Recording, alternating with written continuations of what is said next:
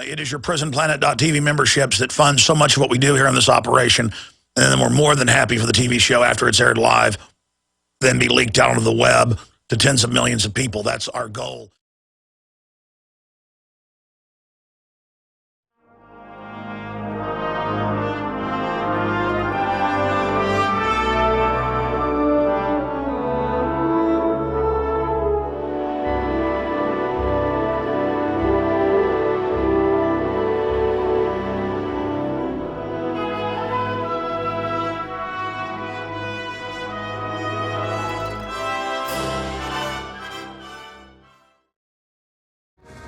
Ladies and gentlemen, we are live. And here we are 11 years after the staged terror attacks of 9/11 that were meant to bring a new dark age of tyranny over the Western world and then the rest of the planet.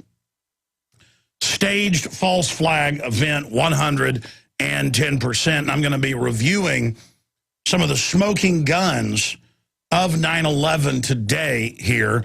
And I'm going to open the phones up in the first hour and try to actually go to your calls early in the first hour, specifically on 9/11.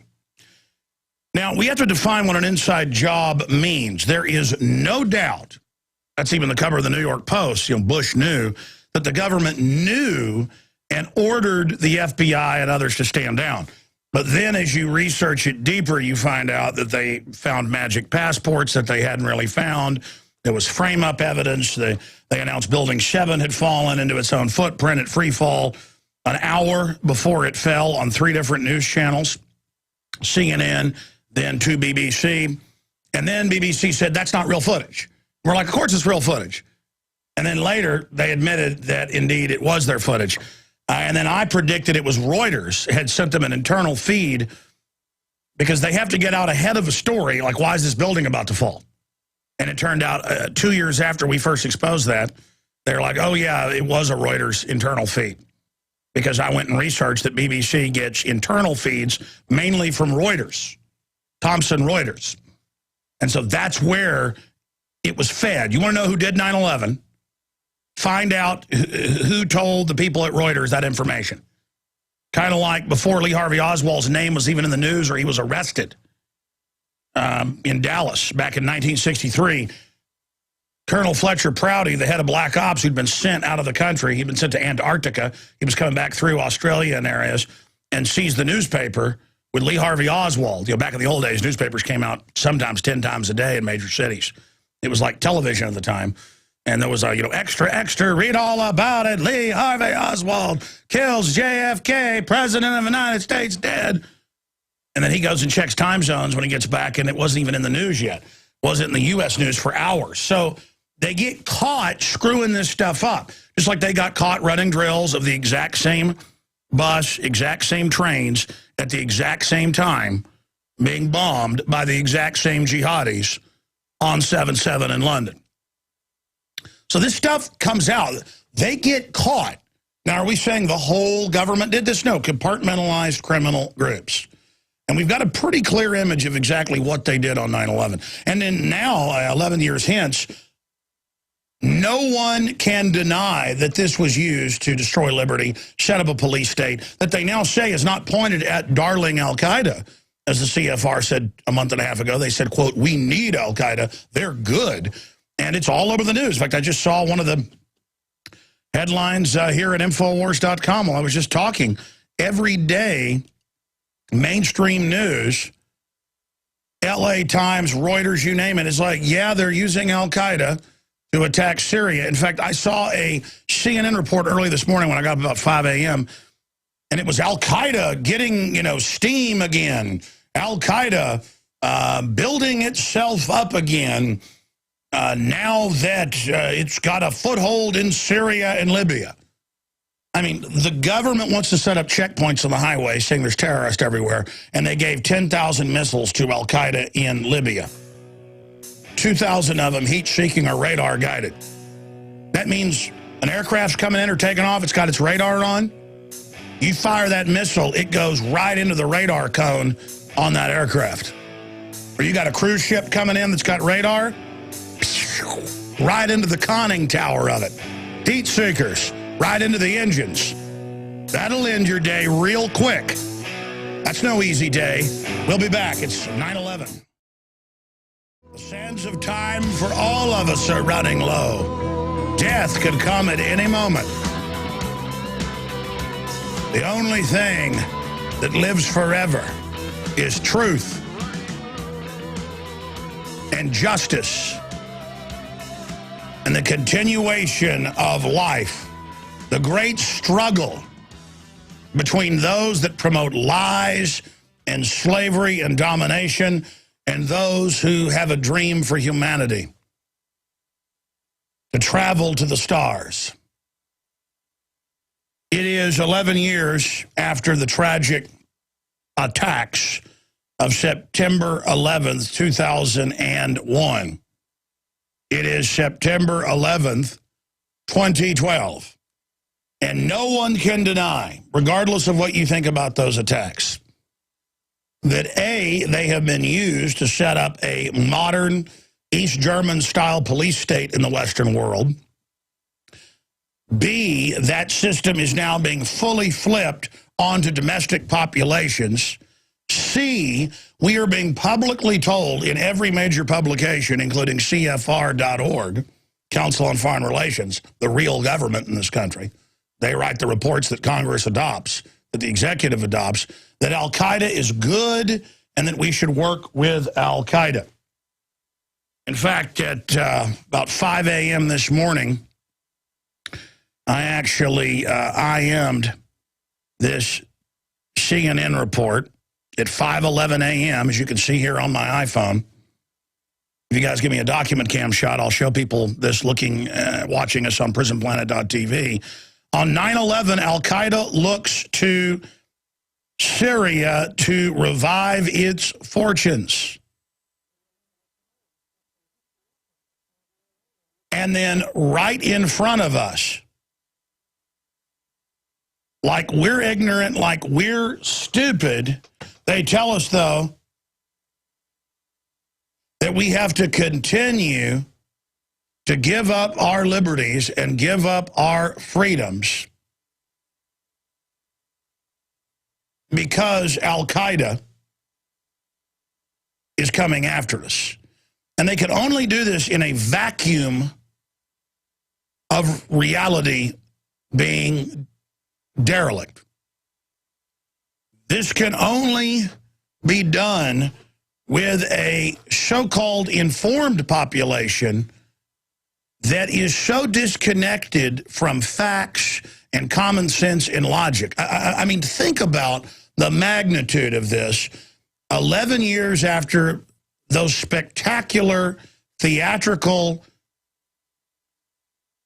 bloodletting events that happened, that was something out of a Godzilla movie where he destroys Tokyo, but in living high-def color, and then replayed to us thousands of times.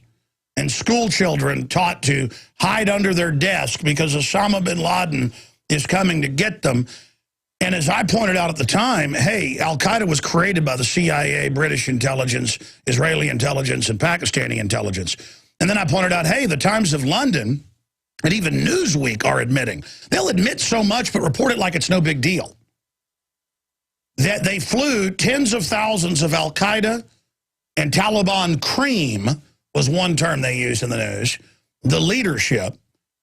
And of course, before 9/11, wouldn't let Colonel Schaefer kill bin Laden when he was in drone sites, not once but twice, confirmed to be OBL. And then after they have the 9/11 attacks, they send in the Northern Alliance, and al-Qaeda goes and gets conscripts, an average of 14 years of age, digs them in outside Kabul and other cities, and then with the CIA has a staged attack. They even had a staged fake war where they then bombed all those trenches and killed all those teenagers, killed all those kids, while the real al-Qaeda sat back living in hotels, not even underground, not being attacked. And special forces, this came out in the news, at the time. You can go back and look at late 2001, early 2002, during the, quote, invasion and takeover of Afghanistan, where generals even went public. And that's how we know. People say, well, somebody would talk if this was going on. They did. They said, look, we're told to leave them alone. We're told not to capture them. When we did capture the head of the Taliban, their head general with al-Qaeda, we were told load him on C-130s, fly him over the mountains to Pakistan, and give him big chest of gold. Is there any question who these guys work for?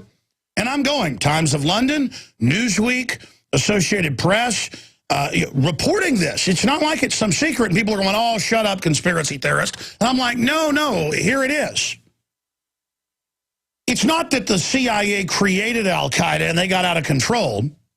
They've always been under their control. In 1979, when Zbigniew Brzezinski set it up, you go see that movie, Charlie Wilson's War, or whatever it's called. It says all that started in the mid-1980s. No, it didn't. It didn't start in 1983, 84, 85. It started in 79. Brzezinski's written 2 books about it, National Security Advisor to Jimmy Carter. Then they used the al-Qaeda against the Serbs in Kosovo. And when the Serbs fought back, they said, oh, the Serbs are killing civilians. They went in, carpet bombed it with DU weaponry, including bombing Belgrade, which is in the north, blew up TV stations, you name it, blew up their energy grid, blew up their water grid, and then gave the South to al-Qaeda, who are now on record this year. This was rumors 10 years ago. Now it's in the news that whoever's left, the Christian Serbs, they round them up and cut them open and have aircraft waiting, UN aircraft nearby at Pristina, and they fly out with their organs. Just type in KLA selling Serb organs. I mean, you cannot make this stuff up. You cannot make this stuff up. And then they use al-Qaeda again against Russia in Chechnya and other areas on record. And now they've used al-Qaeda against Libya. They're the main brigade, the main leading force. They wear black uniforms with the al-Qaeda patch. It's on Reuters, it's BBC, showing them brigades in black uniforms with their patches, with their flags, lining up Christians and just machine gunning them. And it's back of the paper. Oh, look at our cute little al-Qaeda, what they're doing. And I'm supposed to sit here and fly out of Austin Bergstrom Airport and have the manager walk over and go, you're Alex Jones, you're a troublemaker. And I'm looking at some gray-haired guy a few months ago. I mean, I'm describing bald head, you know, guy about 5'8", gray on his sides, obviously the manager. And he goes, you're a troublemaker. And I'm going, come on, man. He starts chatting me down. I go, come on, man, the government runs al-Qaeda. Come on. I mean, your boss has put the underwear bomber on the plane, and he didn't want people hearing that. He goes, all right, just get out of here. Oh, you don't want me to sit there and actually get back in your face. I'm supposed to play this game that bin Laden's hiding in my underwear when the U.S. government on record in congressional testimony admits the Undersecretary of State, Mr. Kennedy, testified. It's on YouTube. It's on cspan.org. That the U.S. agency ordered the State Department to get him on the aircraft without a passport. Exactly what our witness, lawyer, now he's won the primary for Congress in Michigan, what our witness said a month and a half before it was admitted, came out in Congress. Okay, listen, I'm not playing the game with you anymore, okay?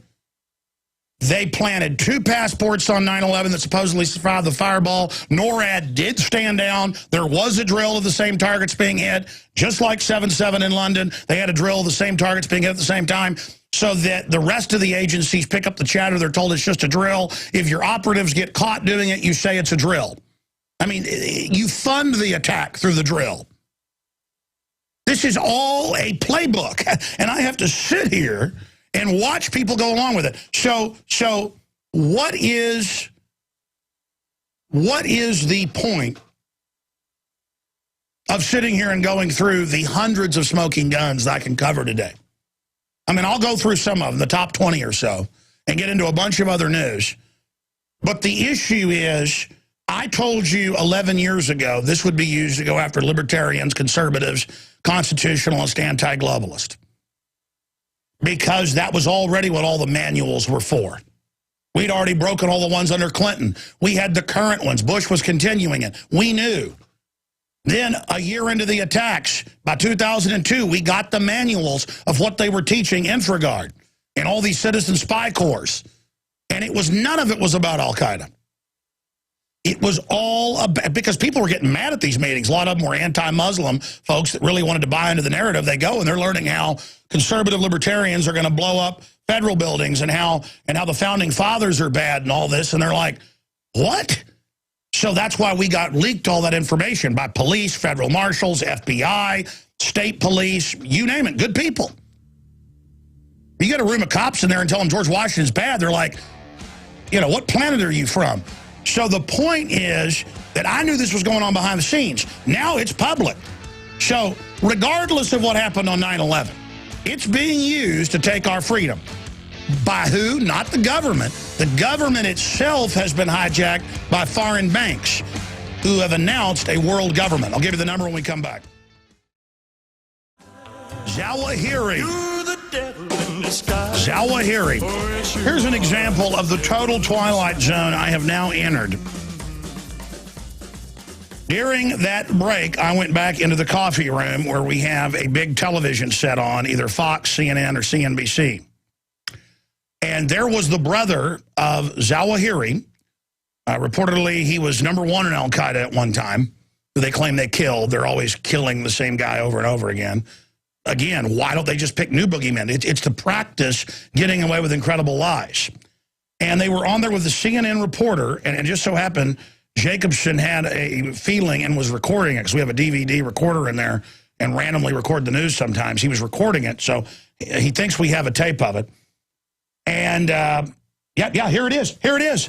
Here it is. They just printed it. I saw this 3 minutes ago, ran around like a chicken with my head cut off, and the guys just found it. CNN. Exclusive. Al-Qaeda's leader brother offers peace plan. Zawahiri's brother. I'm in there during the break, and they are breaking the news. I just can't handle this anymore, that Al-Qaeda is going to be our friend now. Ladies and gentlemen, Al-Qaeda always worked for the globalist. America's been taken over by mega banks. How are they going to get our liberties and get us to accept a police state? Say that a foreign shadowy group attacked us, set up a police state, and then flip it onto us, which they've now done. There's still time to turn this around. And I'll never forget Larry King Live, a week after 9/11, he had Prince Bandar, known as Bandar Bush, because he was such friends with the Bushes, on.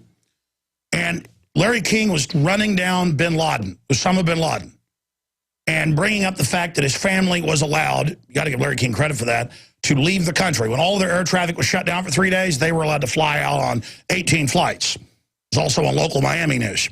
They'd call that a conspiracy theory when I raised it, even though it was on the news. They counted on you not knowing how to find it. And he was running down bin Laden, and Bandar goes, "You do not speak of him this way. He is hero in my country." And this is the Saudi Arabian ambassador to the U.S. Larry King knows he's not supposed to run down Saudi Arabia. That's one of the biggest owners of the media in this country, or at least investors.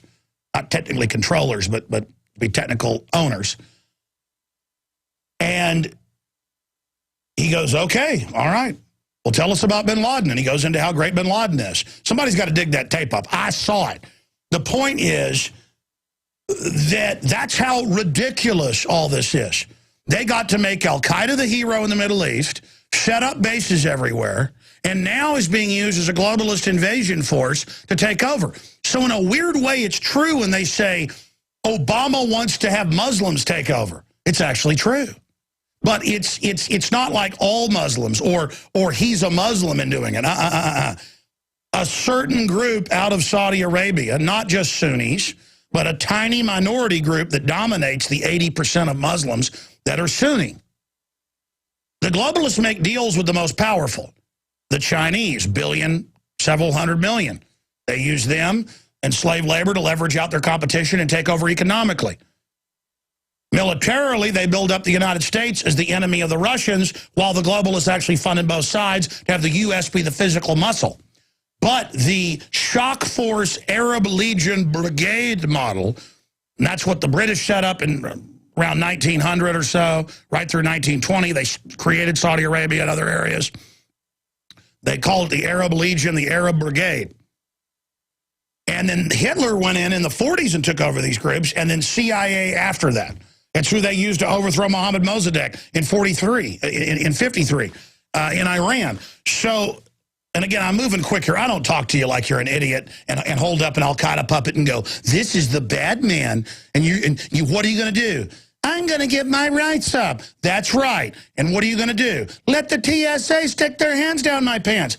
I mean, I don't talk to you like you're a 5-year-old, ladies and gentlemen. Look, this isn't that hard to figure out if you're a new listener, okay? The British intelligence, when it was the big empire, created radical Muslim sect of highly militarized, vicious, brave people, some of the Bedouins in Saudi Arabia, which wasn't even Saudi Arabia then. They let them take over. They've used them ever since. It's very simple. Now they're getting ready to put Al-Qaeda to bed and say they're good guys now. End that fake war and start the new war where they let them take over all these major countries, including the countries surrounding Russia. And they're now going to be the good guys attacking Russia, and I'll be called a commie Russia lover if I don't support Al-Qaeda. And so will you. Toll-free number on 9/11 calls. What you think the biggest smoking guns are? 800-259-9231. 800-259-9231. Have your question ready. We'll move to the next person, hopefully. Get a lot of people in here. Oh, by the way, the government now admits the dust was deadly. They knew it. They covered it up. I mean, again, they're just criminal murderers. We are live. How do you take a once free society with a Bill of Rights and Constitution, an example of liberty and freedom of the world? How do you take that country and make it an example of tyranny for others to emulate? Well, you blow up a bunch of buildings. You have one plane hit, so all the cameras aim at it. Then another one comes in, then you blow up those buildings. The command center, the CIA command base, Building 7, 400 yards away, that's where you're running the attacks from. You blow it up and tell people fires did it. Falls into its own footprint, but you screw up. You announce it's fallen in its own footprint an hour before, and then again 25 minutes before, and then the police say, yeah, we've been told they're going to blow it up, get back. And I heard it on NPR, I heard it on CBS radio. I told people about that for years, and finally, the news began as internet space got cheaper by 2005, 2006, dumping all those old archives on, and people found archive after archive on CBS, NPR, CNN, BBC of exactly what I said I heard that day while driving to get a pizza. Because I've been on air from 9 a.m. or so that morning right through to about 4:30 Central, 5:30 Eastern. I drove down to Mr. Gaddy's, or was it Conan's, right down the street from my house. It was Conan's Pizza, and I'm driving, and I'm listening to CBS, and they're saying, yeah, Building 7, Solomon's Brothers, they don't want it to fall and damage other buildings. So they're going to control demolition and so they can control its fall. And by the time I go in, get the pizza, drive home 5 minutes and get in, they're like, Building 7 has fallen. It's fallen in its own footprint from fires by itself. And I'm like, and so I ran back in because I was doing guest hosting and commentary on all the shows on Genesis right through to like 2 in the morning that night. I ran in at about 5 o'clock my time, 6 o'clock, New York time. About 30 minutes after they'd blown it up, and I was like, did anybody hear that? Did anybody see that? And callers were like, yeah, it was on our local news. And then the CNN footage and others started coming out of the cops going, get back, they're going to bring it down. Boom, boom, boom. And the blast squids. I mean, Building 7 really is the smoking gun. And they said, oh, it didn't fall at free fall, because physicists had said it's impossible with fire to have something fall free fall. No building's ever fallen from fire, period. Or all you need to demolish one's a pick lighter. And sure enough, they've made them change the insurance actuaries now nationwide to say, well, now fire can bring down buildings. Now, they've had literally more than 50 big skyscraper fires since then, some that burned for a week. 500-foot red-hot flame, white-hot flame shooting out in China, shooting out in Brazil, not even built to U.S. standards. Nothing collapses, but the ceilings and things. None of the big steel structure even melts. First they said it all melted. And they said, well, that's impossible, so it weakened. Well, we've got the footage from Tower 1 and 2 of white-hot metal pouring out before they collapse, like lava. And we have the firefighters. Well, we have the NASA aircraft photos. 6 weeks after, the temperature in the rubble was 1,000 degrees above what jet fuel can burn at with an oxygen tank blasting on it. You can have a set up to basically blacksmith injecting air in, and you can't get it up to that. They use some really high-tech stuff. We got the firefighters saying, yeah, we dug down in there weeks later, and it was like lava pouring down. And we have other clips of firefighters who went in there after the planes had hit. They're way down in the bottom, and they're like, there was like lava. Lava. Lava. Your big, hot oak fire in your fireplace with that iron grate that melts a lot easier than steel, coke steel, constructional steel. Does it even get red? Very rarely, maybe right on the edge where all the coals are at. And when it does get red hot or white hot, does it melt? No, it doesn't. And they had the whistleblower inside Underwriting Laboratories go public. Mr. Ryan, and say, hey, we did internal studies, said it was impossible. They told me not to go public with it. I'm going public. Boom, fired. And then the media spun it. Mr. Jones is saying firefighters blew up the towers and police. No, they were just told, get back. I've gone and found in New York, had them on the show, the police officers who were on the video on local TV and on CNN when they're saying get back, who heard the countdown. They were just told, get back, it's coming down, and then heard the countdown over the radio. The government even had a countdown before they blew the towers up. It's all in my film, Terror Storm, A History of Government-Sponsored Terrorism, 2nd edition. Because I did a 2nd edition because right after the film came out, they came out with all the news about Building 7 and everything. Yeah, there's the USGS heat maps that we're showing on screen of up to 3,000 degrees up to 6 weeks later in the towers.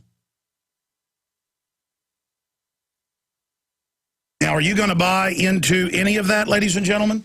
Again, and I told you they were going to use it to take our rights, and now they admit they run al-Qaeda. We're not saying the FBI agent down the street is involved. We're not saying the state police officer down the street's involved. We're not saying the bureaucrats involved. We're not saying the Congress people on average are involved. Bush didn't want to testify to Congress under oath. They had to have a closed session. Something like this, a lot of evidence shows Bush himself probably didn't even know. Criminal mole elements at the highest levels. Cheney, 1 month before 9/11, changed the 1957 NORAD parameters for the first and only time, stating and issuing the order, it's public, with the Pentagon protection seal on it and everything, that NORAD was to stand down during a hijacked missile attack, aircraft as a missile, and that no one in NORAD had the power to shoot down aircraft anymore, even though they'd always had that power as a one-star general or admiral and above, or their designate on duty. Aircraft's coming into the city, aircraft's coming into the base, shoot it down. That's a default position.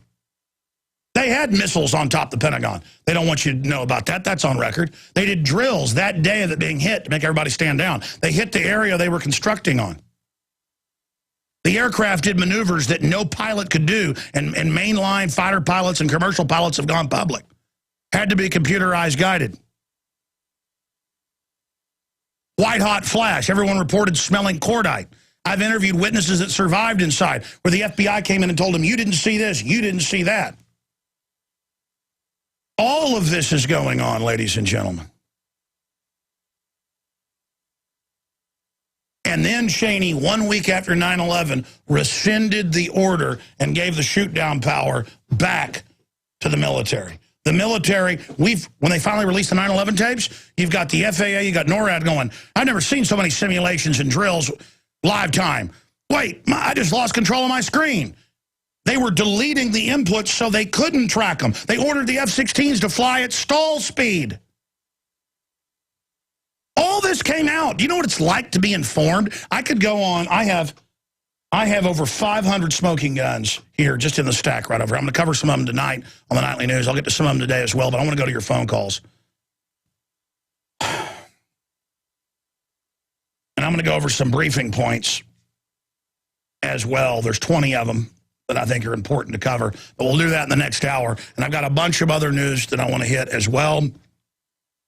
A 16-year-old questioned by FBI over pro-Ron Paul YouTube video. Yeah, that's on drudgereport.com. That's our Infowars.com Paul Watson article. Another al-Qaeda boogeyman brought back to life from the dead and killed off again. News deflects from scathing reports to U.S. drone use. We're going to get into where the AP says they've killed somebody they claim they've killed before, and they never retract the last story.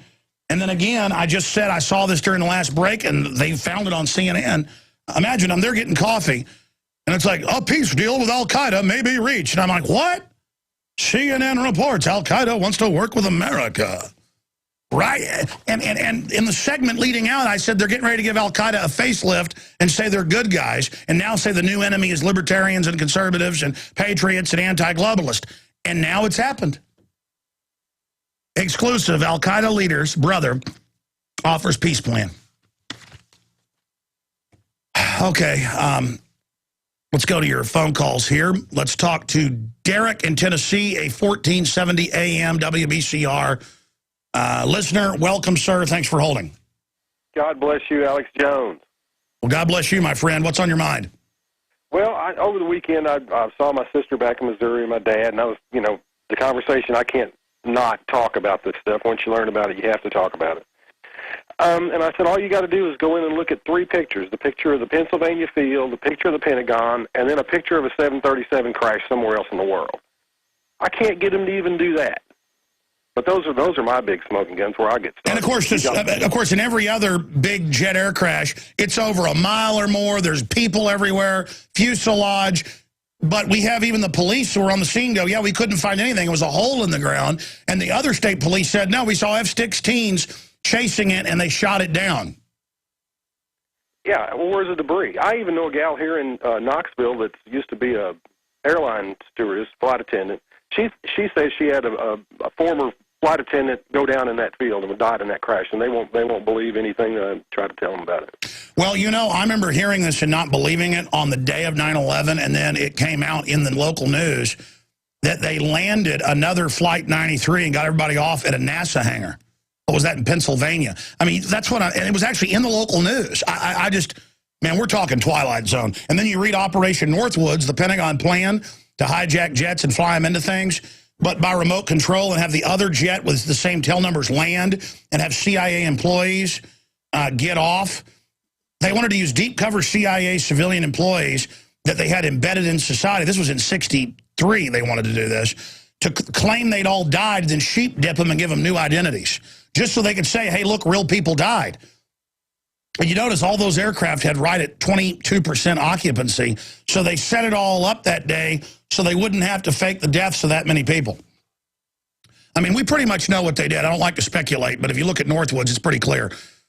What do you think about the magic passports, not one but two, surviving out of their clothing, out of the fireball, out of the building, to 6 feet of dust and rubble on the ground, and being found that day by the FBI? Do you believe that? It's ridiculous is what it is. They also found one at Shanksville, Pennsylvania. Yes, I heard that too. I hadn't heard about the 6,000-degree temperatures those 6 weeks after that. They were at the No. It was more like 3,000, which is about over 1,000 degrees. If you heard 6,000, you misheard, or I misspoke. It was 3,000. I misheard probably. Well, hey, that's all I wanted to say. God bless you, man. Thank you so much. I appreciate you calling. Scott in Idaho. Scott, you're on the air. Hi, Alex. How you doing? I'm doing all right, even though my republic's basically been sacrificed on the altar of the 9/11 hoax. Can you say ominous parallels? Yes, ominous parallels.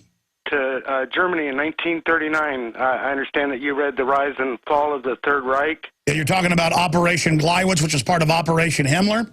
That's right. And you asked earlier, what's the point in going over all this? The point is, the gas chambers at Auschwitz and the adjoining crematoria, viewed from a short distance, weren't sinister-looking places. It was impossible to tell what they were. Over them were well-kept lawns with flower borders, signs at the entrances that simply said baths. The unsuspecting prisoners thought they were simply being taken to the baths for the delousing, which was customary at all camps. Well, it was the same thing in the Soviet camps that the Nazis modeled a lot of it off of. They were really prisoner of war camps, which were modeled off of the reservations here, which were prisoner of war camps. And, yeah, they would tell them that, everything was fine. We're taking you somewhere for you to be safe. And now under the Emergency Centers Establishment Act, it says, oh, during the collapse, we'll have these camps for you, but there will be re-education, though. We will have to re-educate you and make sure you're not a troublemaker. Mm-hmm. We're going to the baths. Alex, beautiful Viennese, Parisian operetta music. I did read that they would play them happy music when they. But that means it's happy. It's. Our problem is, Alex, we're just not drinking enough fluoridated water or eating enough toxic foods, all of which has been deemed to be safe by the same government that told us what happened on 9/11. They don't have to march us to the gas chambers, Alex. They're bringing the gas chambers to us with the chemtrails, with the environmental toxins, nuclear radiation. And telling us it's all good. I appreciate your call. Last night, I was exercising, and then I went to get a salad for dinner because I was already so late getting out of work and then going to exercise that I wasn't going to get to see my children. So I pulled into a restaurant, and I was eating a blue cheese wedge salad as my dinner. And everyone at the bar where I was eating was a listener. There were about 6 people at the bar. They were all listeners. All of them, which, again, just statistically, this is happening all over the place now. I can't even gauge how big our audience is. But I'm not bragging. The point is, it's good news. The word's spreading. And this fella comes over with his friend. He goes, hey, I'm a longshoreman. It's not really time for me to retire, but I'm close enough I'm getting out because they're trying to force me to take an anthrax shot. And he knew all about it, how they did 2 rounds with the military that killed a bunch of people. Their own doctors said no. It was experimental. You can't make military take that. But he said, well, we're under a Navy contract, so they just say you're fired if you don't. So I said, I quit. And he was talking about all the health issues, people that took them. Folks, it doesn't even protect you, the smallpox shot, because you can't, that's for a bacteria that's going to replicate most vaccines, but generally they're for viruses. They work better with viruses. Anthrax is like a plant-based bacteria, basically. It's spores. So there's no way to really make a vaccine for them. But the point is, they know that. Bioport up in Michigan, that got suspended and all that. They've given it to people 2 separate times, and it's killed a bunch of people. And he knew that, but it's come to the point now, okay, well, you're fired. Well, I quit. And I was talking to him, and I saw this military guy with his wife listening to everything we were saying. You could tell he was in the military, haircut, his bearing. He looked all freaked out. And I was just thinking about all these nurses I know who go in now and they go, oh, there's 15 shots you got to take or you're fired. Or you got to wear a mask like you're, a bad person. And then the flu shot makes you get a double the chance the next year of getting the flu. Does it protect you from that year's flu? That's all come out in the news. Big companies have been caught adding stuff to it to make you sick. Yeah, they're lining us up and killing us. It's just so, and now they're getting ready to make the police and first responders take all this stuff. You guys said no in 2002. You better say no again. Coming up in the 3rd hour, after we've taken a bunch of your phone calls, gone over the 20 smoking guns of 9/11 out of more than 500 I have, and covered the big news of the day, we're going to do 2 different reports. One with Linda West breaking down the police state and talking to people, one of our new great reporters. And Aaron Dykes went to Germany and went to the birthplace of the Illuminati. He has an amazing report. We're going to premiere here. We premiered it last night on Info-Wars Nightly News, but premiere it for the radio audience here in the 3rd hour today. So that is coming up. Also, don't forget, we are listener-supported radio. We are not supported by the globalists. We're supported by our great sponsors. And we are supported by our listeners buying subscriptions to see the radio show and the nightly news show and all my films and so much more. There's like 17 years of material. We've had the site 9.5 years. Prisonplanet.tv or Infowarsnews.com. We'll also get you there. We have 15-day free trials. Each membership is $5.95 a month. It's really 6 memberships. You can have 6 people log in simultaneously with the same username and passcode if you choose to share it. Nobody can beat that deal.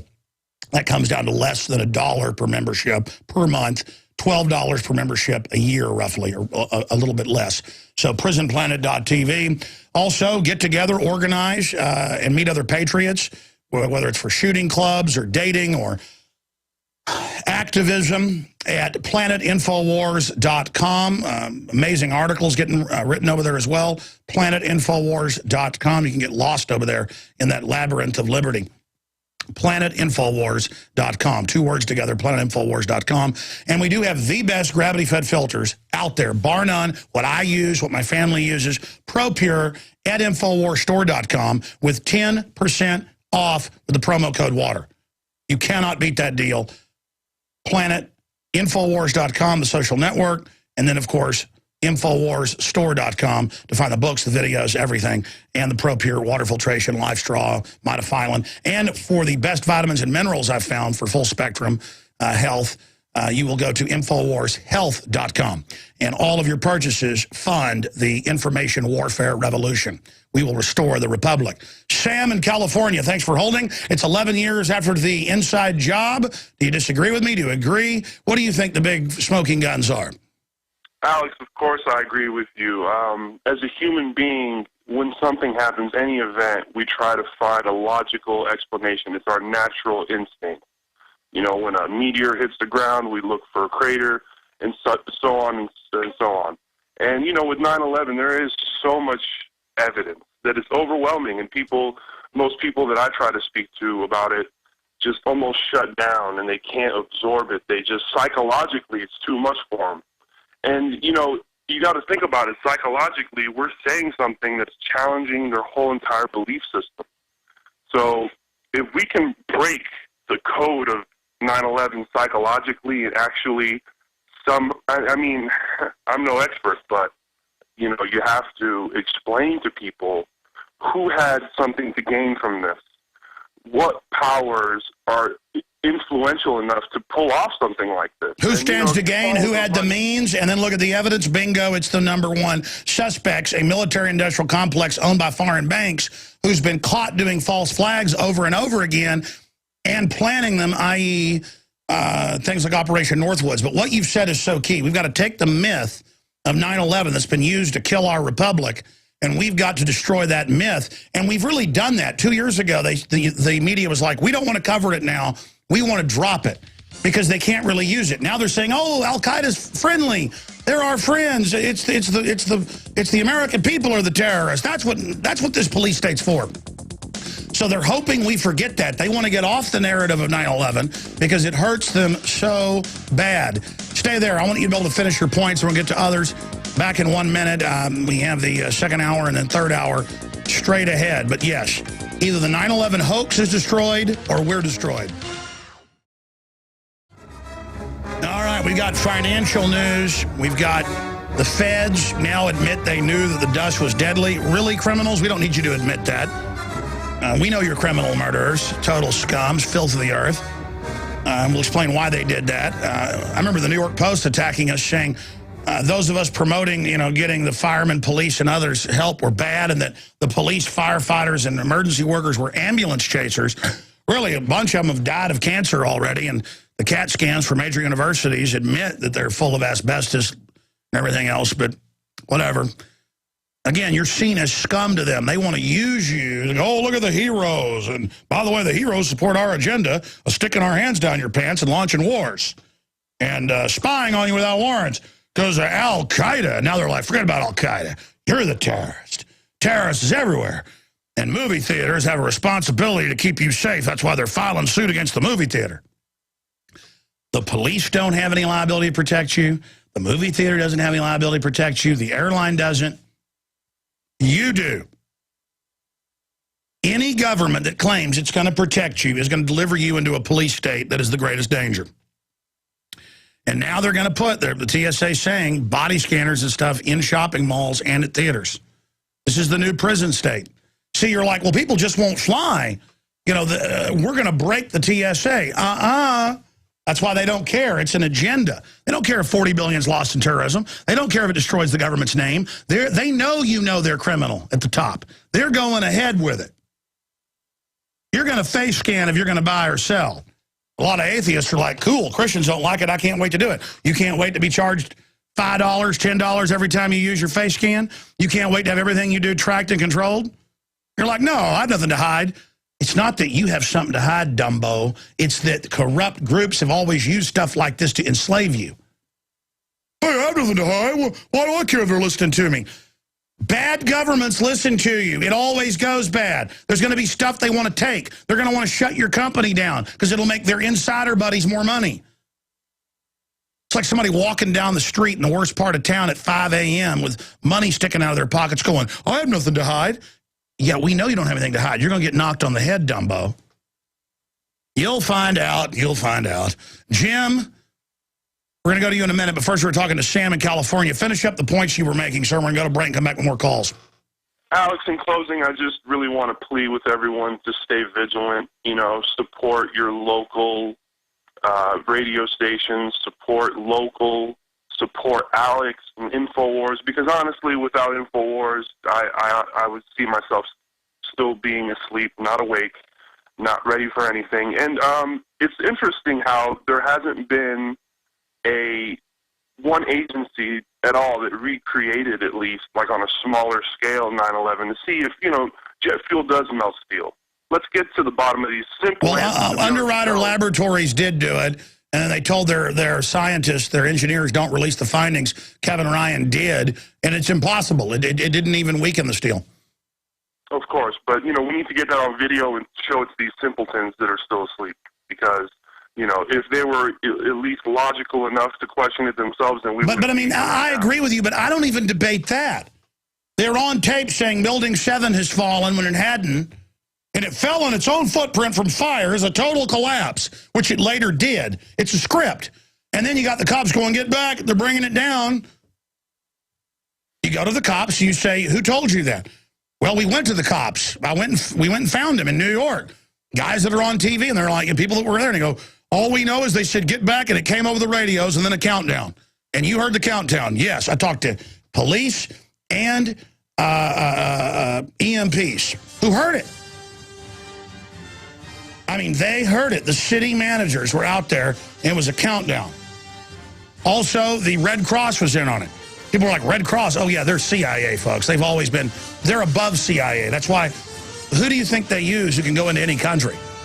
They've got diplomatic immunity. They can go in any country anytime they want, and you don't want the Red Cross saying you're bad. The Red Cross is total New World Order. Well, look at their symbol, the Red Cross. Monday through Friday from 11 a.m. to 2 p.m. Central Standard Time. We're here going head up against the globalists and their dragon. We will stand against the tyranny. We will bear testament to the cashless society technocracy control grid, to the chem and bio weapon attacks being carried out through the food, the water,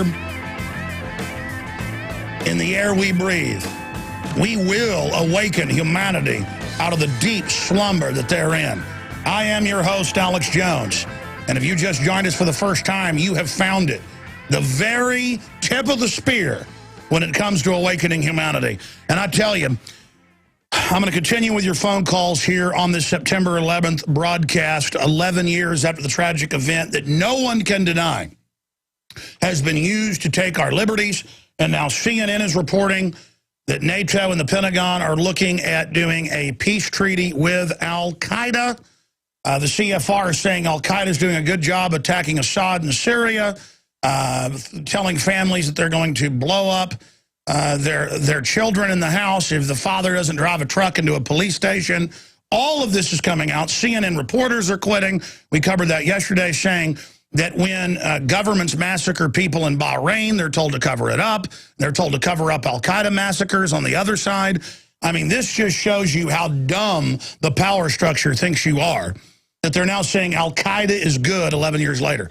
Well, I told you at the time, it was even in the news then, but they didn't report it like it was a big deal. It was like, oh, yeah, U.S. generals and colonels are complaining that they were ordered to fly, thousands of al-Qaeda and Taliban leaders to safety to Pakistan and give them chests of gold. It was called the Airlift of Evil. Look it up. You can just type in Airlift of Evil, Afghanistan, and it'll be Times of London, you name it. And I made films about that. I freaked out about that.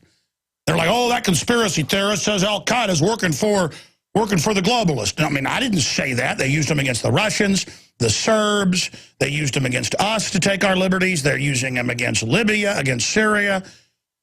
They are the big jihadi army. And so we're talking about the smoking guns. Now, coming up in the next hour, is America still free 11 years after 9/11?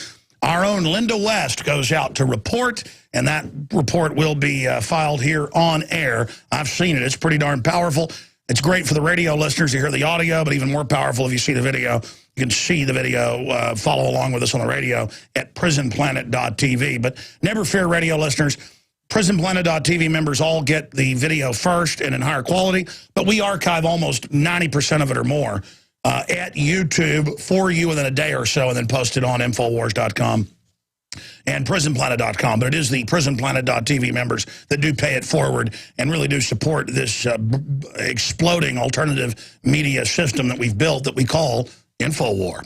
All right, let's go ahead and also tell you about Aaron Dykes went to Germany to visit the birthplace of the Illuminati, and he's going to file that report, video/audio, very powerful, coming up in the next hour as well. We're continuing with your calls. I will go over the 20 smoking guns of 9/11, and I'm going to have Paul repost this as one of the top stories later at Infowars.com, or perhaps I'll have Kurt Nimmo do that as well. But bottom line, criminal elements are allowing terrorists to attack, or in some cases staging attacks or provocateuring attacks. Sometimes they provocateur, that's the most common, just get crazy people and hype them up to do low-level asymmetrical attacks.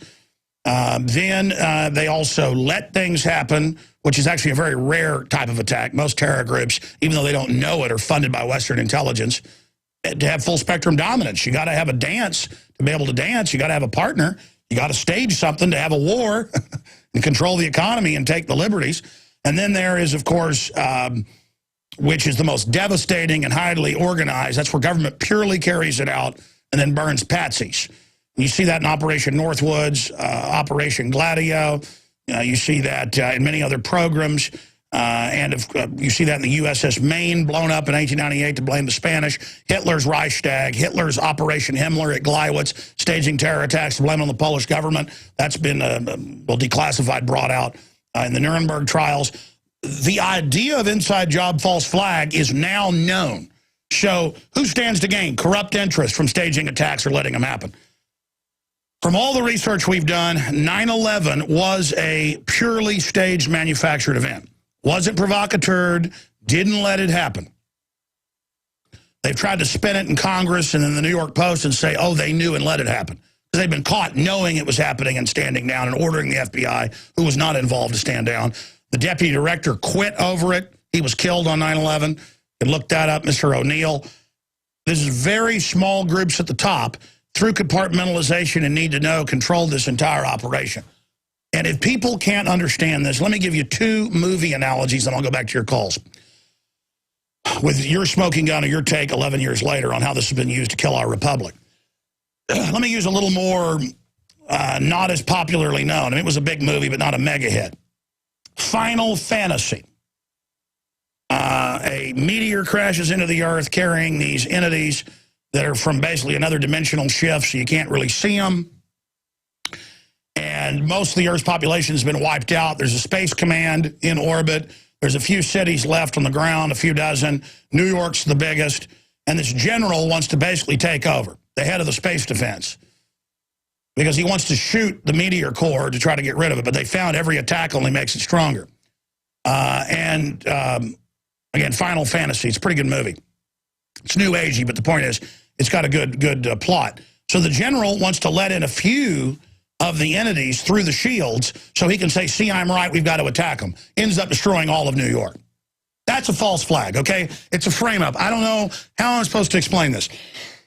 They said it was a conspiracy theory for 40 years. It was never a conspiracy theory that the Gulf of Tonkin in 1964 was staged. It became a rumor because people like Telephone didn't have the San Diego Herald Tribune. About 6 months, you can pull this up on microfilm. It's online. You can look it up. About 6 months after that event happened that officially got us into the Vietnam War,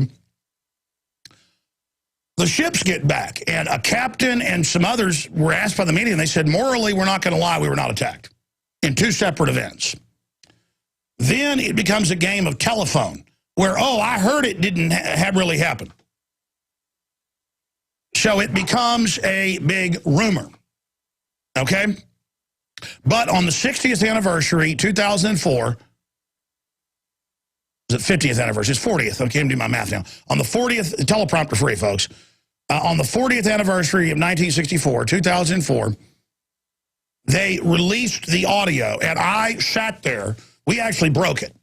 And I played it on the air, and then finally some media picked it up. I'm not bragging we broke it. It just shows how lazy media is. I sat there one night, all night. My wife came down at like 6 a.m., and she said, what are you doing? And I said, well, I had to find it. I'd always heard it was in these transcripts. And there was LBJ with McNamara. And I guess it's like when you're, from what I've heard potheads do, when they're like on the phone with their buddy wanting some weed, they're like, hey, can you bring the coffee by? Or, hey, can you bring the paint by? Or, oh, yeah, it's really good green stuff.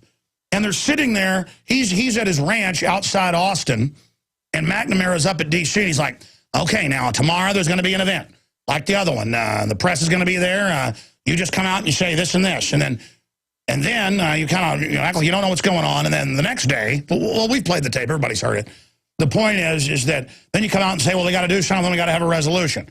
And again, coming up, there'll be another attack. It's going to happen tomorrow. And so, and then you hear the president sitting there taking his orders. Okay, so I say this. So I went and listened through hundreds of hours, fast forwarding of these McNamara things they put on C-SPAN. The full 40 years later declassified. And you've got to listen to it every time the tape loops over. It's so old it goes thump, thump, thump, thump, thump, thump, thump, thump, thump. It's real bad audio, but you can hear the president going, sitting there while all of this is being recorded. Okay, so there you go. That's what's going on. That's what's happening. Should I go to your calls? Let's take a bunch of them.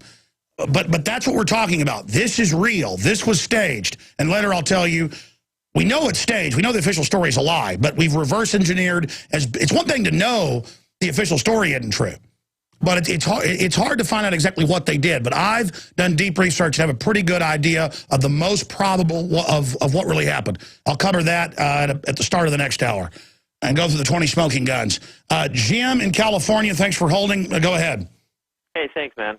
Hey, I was turned on to you, actually, at a 9/11 roundtable that you did on Coast to Coast years ago, and it was probably one of the best radio programs that I had heard on that show.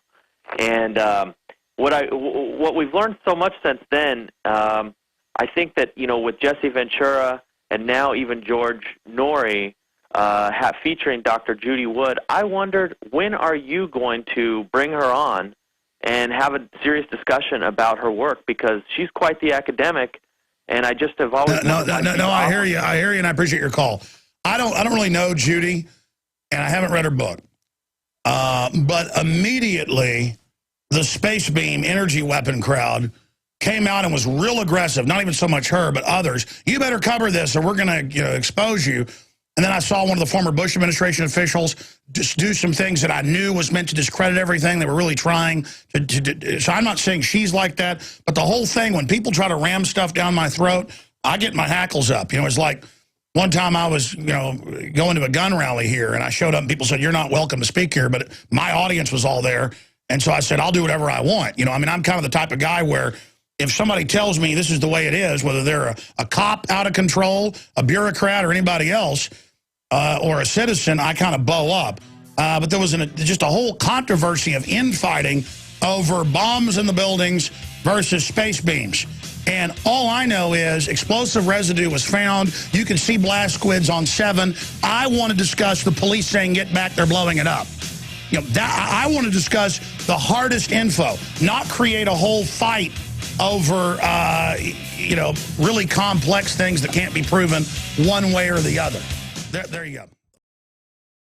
In the last 11 years since 9/11, and of course I predicted the attacks, 9/11 saying they'd blow up the World Trade Centers, blame it on their asset bin Laden, and launch attacks in Afghanistan. I can see the preparations really about a year before 9/11, and then 6 months before I was saying they're going to stage terror attacks, and then by July 25th, 2001, I was able to break it all down on record that I saw that coming because I saw the media preparing everyone for the attack. Since then, I've seen real attempts to create fissures and divide and conquer in the liberty movement or in the historical of societies about which area is most important to investigate. We've looked at it all. But when you have groups that from the beginning make it about infighting and attacking other researchers, I run from that. Because in this society, so many people that I've worked with, built up, put them on the map, believe that if they could ever, I'm not talking about what the caller called about earlier, if they could ever bring me down, that they would suddenly be big. I mean, it's crazy, folks. I have helped people in ways that are unbelievable. And then the things they make up, the things they do, the things they say, it's just shocking what goes on. But that's not just in the media. That is all across the board. A general sickness in society. What I try to do is go, hey, in history, governments have staged terror attacks. Here's dozens of admitted examples by our government and other governments. Okay, so now you understand this is plausible to look at. Now let's look at the evidence. And then I go to Building 7, I go to the NORAD stand down, I go to 44,000 U.S. troops, 17,000, 18,000 British troops massed in the Tajikistan, Uzbekistan, and surrounding areas in a 6-month buildup. Associated Press, Reuters reported as well that Bush signed launch order to attack Afghanistan on September 10th. Guys, type that in. Bush signed order to attack Afghanistan on September 10th. It was set for a week after that for it to go. I mean, this was all ships arriving, troops getting off. You know, the media saying, bin Laden's about to hit. What do? You give your rights up when he attacks. I mean, it was Jim Jones Kool-Aid drinking drills on the news. I'm not smart to know an attack was coming. Here's the bad man. When he gets you, what do? We have our rights up. So I go into all those areas, a full spectrum. But, this happens in academia, too, where people fight over their different theories and ideas. All I know is the official story is not true. There it is, London Guardian. Bush team agreed plan to attack the Taliban the day before September 11th. Yeah, that's London Guardian. But again, the actual order is public now. He signed the order agreeing on an attack a week hence on September 10th. Jeb Bush, AP WorldNet Daily, declared preemptive martial law in Florida with no hurricane on September 7th, because they were, and I say Bush wasn't involved, whoever told Jeb obviously was, they were planning to have the Shanksville, Pennsylvania plane go into the Capitol. And boy, they had to take the Capitol out. Can you imagine? Well, Congress is disarrayed and things we have to, move to this system. They were planning a total takeover. But the word is from the commanding generals and others, they even gave them awards. And Don de Grand Prix, big arms dealer, a colonel in special ops, died of a heart attack shortly after. He said the happy hooligans of North Dakota assigned to Virginia, they refused orders, and the general said, aim 9. And later that came out in the tapes. They go, well, that doesn't mean anything. They put 2 aim 9s into Flight 93. That's why it spread over 8 miles. And they just showed an engine hole and said that was the plane. Then they had debunking things where, well, by MapQuest it's 8 miles. No. The state police reported debris 8 miles, not by road or by traveling, but as crow flies. So they slammed 2 aim 9s in there, and that kind of messed up their narratives. They said, oh, there was a let's roll thing. And this woman, the Solicitor General's wife, Olson, she called her husband.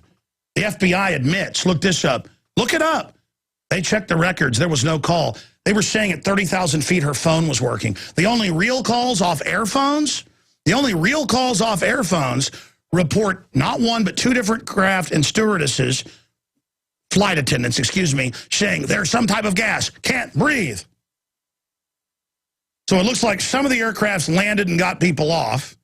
Others actually had people on board who were gassed. We're not, again, all we have are these pieces. And these are real. These are real pieces.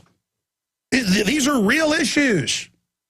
They fired 2 AIM-9 Sidewinder missiles into that aircraft. That's what brought it down. By the way, though, they put out the let's roll because everybody's like, wait a minute. And they say, well, that was pre-9/11. People didn't know. Let me tell you, pre-9/11, and I'm not even the baddest guy around. But you get in a fight with me, you're going to get one, believe me. Some guys pull out box cutters, I'm going to say it's clobbering time.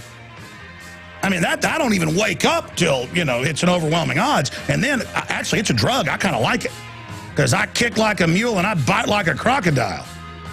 4 guys come at me, that's when you get the real power. That's when you can break necks real fast. I'd have bashed their brains out. We'll be right back. We are back live, ladies and gentlemen. Thank you so much for joining us. I am Alex Jones, your host. Hey, I'm going to go right back to your calls and get into some economic news. September 11th, 11 years later. But I remember on the day of 9/11 saying, don't give money to Red Cross, don't give money to United Way. They fence the money out to anti-gun groups. They give the money to anti-family groups. They give the money to Agenda 21 groups, when nobody knew what that term was, to take over your towns and cities and tell you they're going to manage things. And, of course, later it came out that both groups didn't give the majority of the money to any type of victims or even use it for disasters anywhere. They used it for PR and for their salaries and for anti-liberty agendas. And I said, send them breathing apparatus. And we found a few local churches, and we had our listeners on record September 12th, 13th, 14th, 15th for a week. We said, do not believe the government. The dust is deadly. Do not go into the area. Those buildings are built out of asbestos. There's all sorts of toxic stuff in there. We went through the whole list of it. But they wanted to open up Wall Street and all that. They wanted to have it all continue. So they said, hey, don't worry, don't wear any mask. Everything's fine. They didn't just say, oh, it's not that bad. They said, no mask needed. And people would be in there for minutes without a serious respirator and have nosebleeds. And, of course, the big universities, you can look this up, within just a few months did CAT scans of the lungs, the Mount Sinai medical centers, all of them, all over the country. They had the firefighters, the police, the medical workers, the military, the doctors that went and volunteered, that rushed in as the politicians, posed as saviors, and worked on that pile. And they said it's a conspiracy theory, you're not sick. And within 2 years, all the police dogs died of different types of cancer, lung, nasal, you name it. And the statistics now, it's thousands of dead. I mean, just off the charts cancer. I've been there with the firefighters and police, who were at the speaking event 6, 7, 8 years ago where they'd be coughing blood up in the green room, taking off the oxygen, mask to go out and give a speech. And then I'd read the New York Post say they're ambulance chasing, that they want to get covered just for their medication. And the guy that heads up the Maine Foundation even gave his kidney to one of the people. Just amazing work that they've done. And I got to say, We Are Change and InfoWarriors, everybody really put on benefits. I put on in-game for free to a packed house, paid to get all the equipment, my people there. So I didn't just give up all the proceeds. I paid to put it on, and then the proceeds, gave that to the Feel Good Foundation, John Field.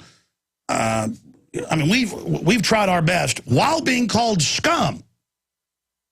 In fact, you notice last year, first responders weren't allowed into the pile. That's because they're so angry. And they keep saying stuff when Giuliani walks by. Remember that last year? People don't remember that. Guys, type in first responders not welcome at 9/11 ceremony. It was for politicians to sit there and grandstand. Remember that last year? Well, now the loving government has come out. Federal government may finally recognize 9/11 cancer link, say Attorneys for Survivors. That's out of the New Jersey News, NJ.com. Here's another one out of CBS. 911 workers celebrate victory. They're not heroes. They're just workers. Over addition of cancer coverage, but concerned about funding. Yeah, the government insurance they got from this didn't even cover cancer. And it just goes over. But now they're having to admit. Folks, we had Christina Todd Whitman's own report. She came out and said the dust is deadly the first day, and then she was ordered to lie, so they put out a fake report saying it wasn't. Let me tell you, atomized asbestos and the mercury from all the switches and all the computers and all that blown sky high by those weapons they had inside, you're breathing that? I mean, give me a break. You see the people that day, the cops, with just blood running out their nose, blood coming out their mouth. Let me tell you, rescue or not, I'd have tied, I'd have had goggles on. They should have said, everybody drive to New York, bring them goggles, bring them respirators, everything. Hey, let's move the stock exchange, 5 miles up the road to a warehouse. They could have done that. But no, it's fine. Go on in, open schools down the block. It's fine. And all these famous people have died that had apartments down there. Who's the big famous singer died, and her doctors were telling her, yeah, it's the dust that just died a few months ago. Because they told her, oh, go right back in. Her apartment had its windows knocked out with dust in it. Oh, that dust is just fine, honey cakes.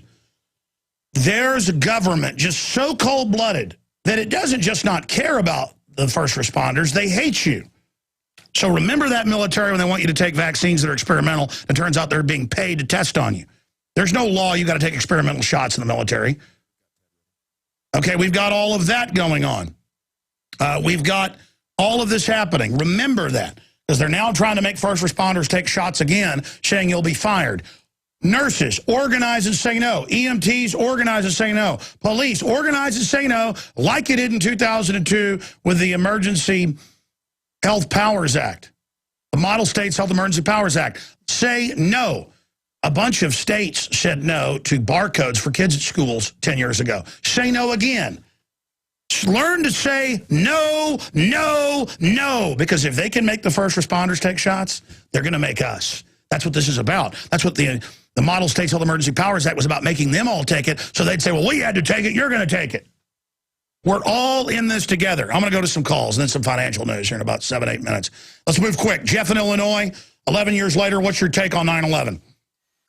Hey, Alex, great to be on the show. 11 years later, there's been a lot more that's developed, and you were just saying, so maybe a new film is needed.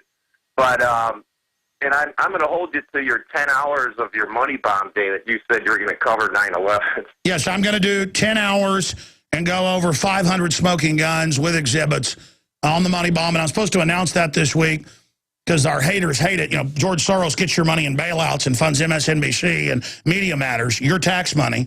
But that's okay. But we say, yeah, donate $500,000 or whatever so we can buy equipment, hire reporters. I've done it all. I've hired 6 reporters, 7 graphics people. I've expanded all the equipment. And yes, we need your financial support, not just at the money bomb, but every day. In fact, I'm going to announce that in the beginning of the second, third. It'll be in the middle or so of October. So I've got to go ahead and get that announcement out soon.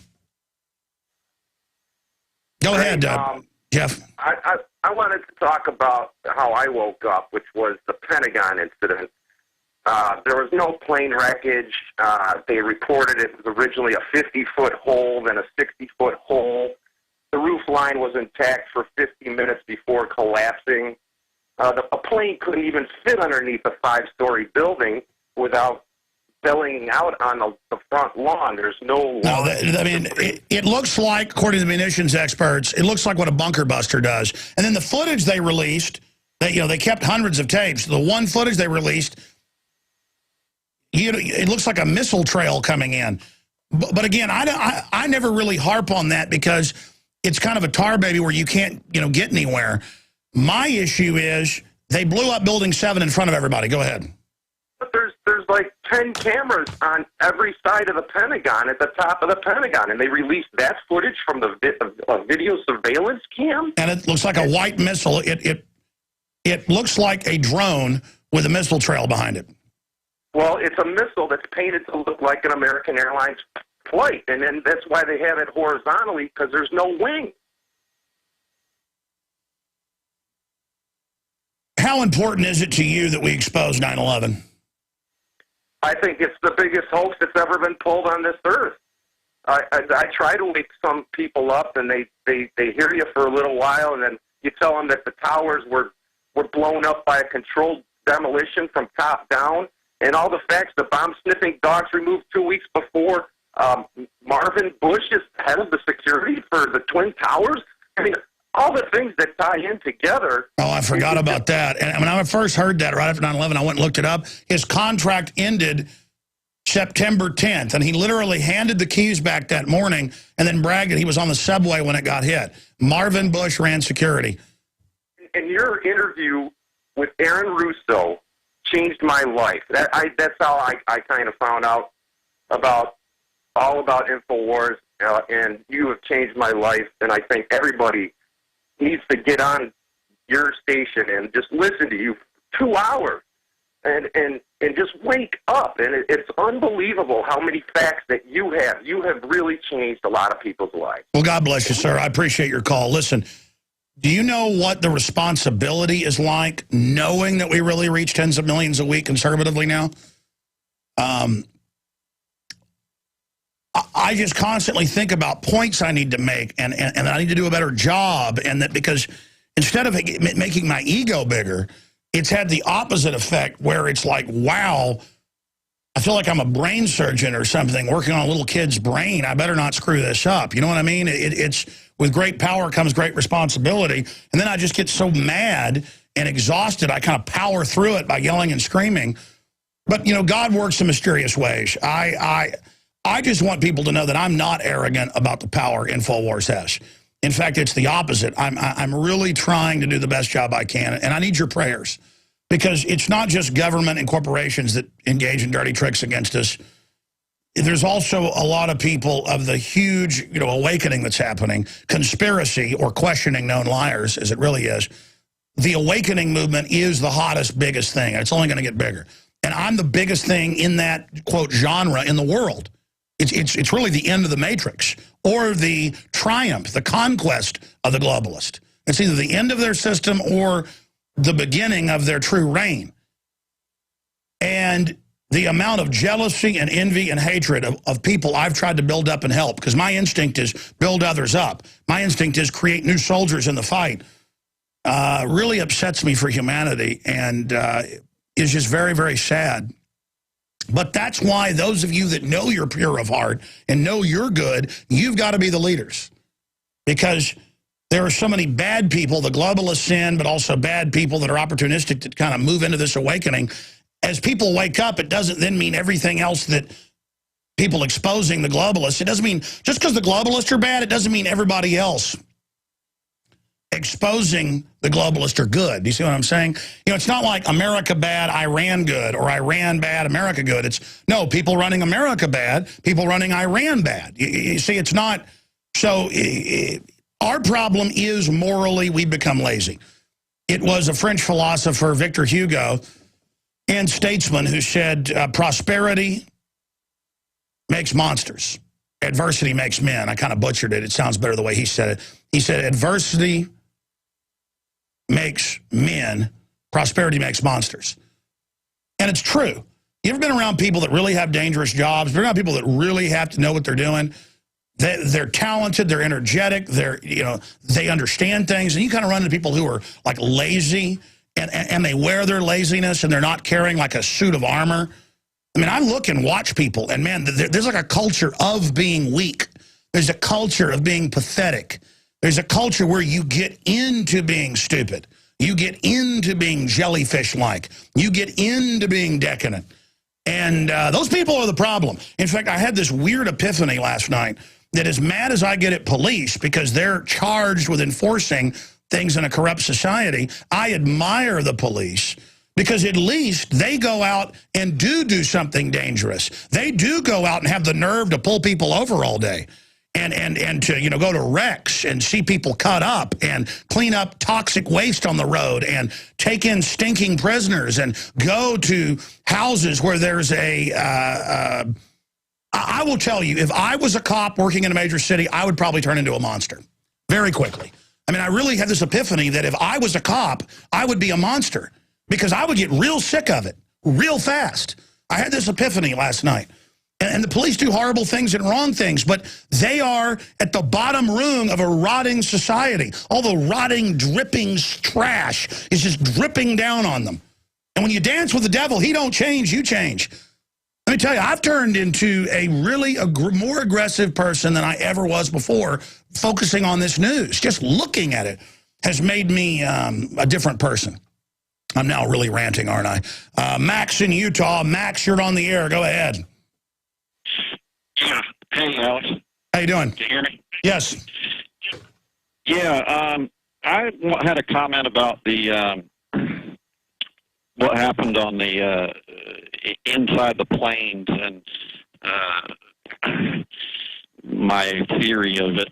It goes to if you listen to that interview with James Woods where he saw the so-called dry run. Yeah, I'm going to tell you at 8 after next hour what really happened on 9/11 as best we know, but James Woods, the famous actor, is a key area. Yeah, if you listen to what he says on that Bill O'Reilly interview, he said that he was in there and then that he noticed it and everything, and then he makes a comment. He said that the way they were acting, it was so obvious that it would be obvious to even the most casual observer. That's a quote. And, when you think about it, then I think, well, if these guys were trying to carry out, a covert dry run, how could they be so incompetent that it would end up being so obvious that even the most casual observer could see? Well, we know why, and it's not just a theory. We know they were brought into the U.S. and protected. We've talked to the head of the U.S. Embassy in Jeddah, Saudi Arabia, who was ordered to, and his colleagues were ordered to let them into the country. Even though they were listed as terrorists, they were told that's their CIA cover. Newsweek and Time admitted they were trained at U.S. military bases. The head of the Defense Language School, Colonel Butler, went public and said, the government had to do this. These guys were trained at my school, some of them. These are agents, these guys on the news. So then they told him, you're taking part in drills to see if airport security will catch you. And they do this all the time. They do this with military guys. Try to bring this bomb on the plane for America. And then they say, oh, this Green Beret wanted to blow it up. Why? The white Al-Qaeda. That guy's a Christian Baptist. See, they're the new threat. Don't take part in these drills, military and police, with the feds. Don't be idiots. Do not take part in that. Use your brain. And that's what happened. They got them on the plane. They did many of these drills. And they would get up and run around on the plane. They were told to see if the stewardesses, the flight attendants, would notice and what would happen. And then one day they got on the plane and something else happened. And that's my point. I ran up to the break and never finished my point. I wasn't bragging, hey, I kicked the guys' butts on the airplane. Anybody I know, I mean, even guys that aren't looking for a fight will, get in a fight. I mean, if a big guy pulled out a knife, a lot of men would get up and fight. I mean, that's what men do. I mean, if you've got, 30, 40 men on board, you're going to find 10 of them. They're going to get up out of their seat and say, you put that knife up right now. And if they didn't, it'd be on. I don't believe that on 4 different flights, I know women that would get up and attack you. You're not going to have red-blooded men, the great grandsons of people like George Washington laying down. I don't buy any of it. So I'm going to break that down coming up. Great point, more calls straight ahead. All right, I'll continue with your calls. I'll briefly, at the start of the next hour, break down what I really believe happened on 9/11 and try to hurry through them. We have 2 short reports coming up by Aaron Dykes, premiering here, and, of course, Linda West report on the TSA and is America still a free country after 9/11, so that's coming up in the next hour. I wanted to bring Ted up in this segment and the next ahead of your calls for those patiently holding. The toll-free number to join us is 800-259-9231. I just cut this ad yesterday, but I thought I'd read it to you on air before it's even done being produced because it goes into my research. You can see the articles right here from the Wall Street Journal, New York Times, that I printed up to write this ad copy, which is pure veritas. Insider billionaire investors like George Soros and John Paulson have recently made massive moves into gold, purchasing what Bloomberg News describes as gold hoards. Soros alone doubled his holdings in one day. Russia's Vladimir Putin has doubled down on gold, increasing the country's holdings by over 100%. With $1.8 trillion under management, the bond king, Bill Gross, the world's preeminent bond fund manager at PIMCO, has warned investors of the dangers of QE3 and inflation. And what's he betting on? You guessed it, gold. Continuing here. Friends, this is Alex Jones from MidasResources.com. For more than 15 years, I have exclusively used Midas for all my precious metals needs. Whether it's bullion you're looking for or collectibles, Midas Resources is simply the best. I own my gold as a hedge against inflation. This fiat Federal Reserve currency could go the way of the Deutsche Mark of the Weimar Republic anytime. In these crazy times, it makes sense to physically hold gold and silver. Midas already has some of the best deals in the industry, but if you give them a call and mention the radio special, they will give you a list of the day's specials at the very lowest prices you'll find anywhere. Midas brokers are standing by to answer your questions at 800-686-2237. Again, that's 800-686-2237. They've got the best prices, the best service out there. There's a lot of bait and switches and people that tell you a great story, but Midas has been around for 15 years. They are the best. They also have a lot of informative free literature explaining the opportunities and risk of holding precious metals. They are ready to answer your questions at 800-686-2237. Ted, we're about to go to break and just do 5 minutes with you ahead of the 9/11 calls. But, you know, here, the headlines, Paulson and Soros add gold hoard, billionaire Soros, Paulson bet big on gold, ABC News. I mean, these are the type of reports I have here, and gold is continuing to go up because now, as you said yesterday, they're not just talking about QE3, they're just saying we're just going to start calling it quantitative easing and just open the floodgates up. If that happens, what's going to happen to gold? Well, quantitative easing is a way of saying they're going to turn on the printing presses. And what that does is it drives down the value of the currency, which gold rises. I mean, every other country in the world knows this, so they'll be buying gold and they'll be getting away from the U.S. dollar. I mean, right now, Moody's, I'm looking at a story from the street. Moody's is looking at, they're warning about dropping the rating on the AAA rating on the United States T-bills because we're just about to fall off a fiscal cliff. You know, a lot of things that are going on right now, and I do hear the music coming, but there's just so much information going on. Gold has been up $11 again today, and you're seeing that just directly because of the fact that foreigners are getting away from gold. Yeah, stay there, Ted. We're going to come back and actually give you some time to report on this. Gold rises after U.S. credit warning knocks dollar. That's Reuters. We'll break this down straight ahead. I believe this is the beginning of a up market. All right, we've got Frank, Chad, Mankind, Michelin, Eric, and others holding with what they think the big smoking guns of the inside job are. Or we don't screen your calls if you disagree and think 9/11 was really carried out by 19 hijackers, 15 from Saudi Arabia, our good buddies. Then I'd love to hear from you as well, 800-259-9231. In fact, John, the next few calls that come in, leave it open for people that disagree on 9/11. And I'll try to be nice to them. I blow up a little when somebody calls in and implies I'm a liar and that there's no Infra-Gard and that my dad wasn't approached by him to spy on his patients. Then my dad called in. So I went and actually pulled a bunch of mainstream news articles about FBI deputizes private contractors with extraordinary powers, including shoot to kill. I'm going to be covering that some, too. And we have news clips of them admitting it. See how you like that. But see, that those people are counting. I only get mad at shills when you can tell they're a shill. If you really disagree, oh, wow, I'd love to talk to you. But if it's a shill call, just trying to confuse childlike minds out there, better for you to tie a millstone around your neck. Ted, finishing up here, I got Bloomberg just out a few minutes ago. Gold advances on outlook for further stimulus from the Fed. The intel I've got is they're not going to do QE3 big time until the election's over. Then they're dropping the hammer. Ted Anderson. Yeah, well, I mean, that's one of the obvious things to do, but I can tell you this. The outcome of the election isn't going to make a difference to what's going on here in the United States and our economy. Yeah, there's going to be a lot more stimulus coming after that because the Fed simply has to. If they want to save the banks, you got to realize that we're consuming almost 50% of our GDP with the interest on the debt right now at just a hair above 0%. You increase that percentage point to 6%, and we're going to be so deep and buried it's not even funny. So if they want the banks to fail, if they want entire chaos in the United States, let the interest rates rise. The only way the Fed can keep the interest rates down is by quantitative easing. And the word is they're now admitting from Jackson Hole and Whitefish and all that they're moving towards it. What's your intel on when the QE3 unlimited comes?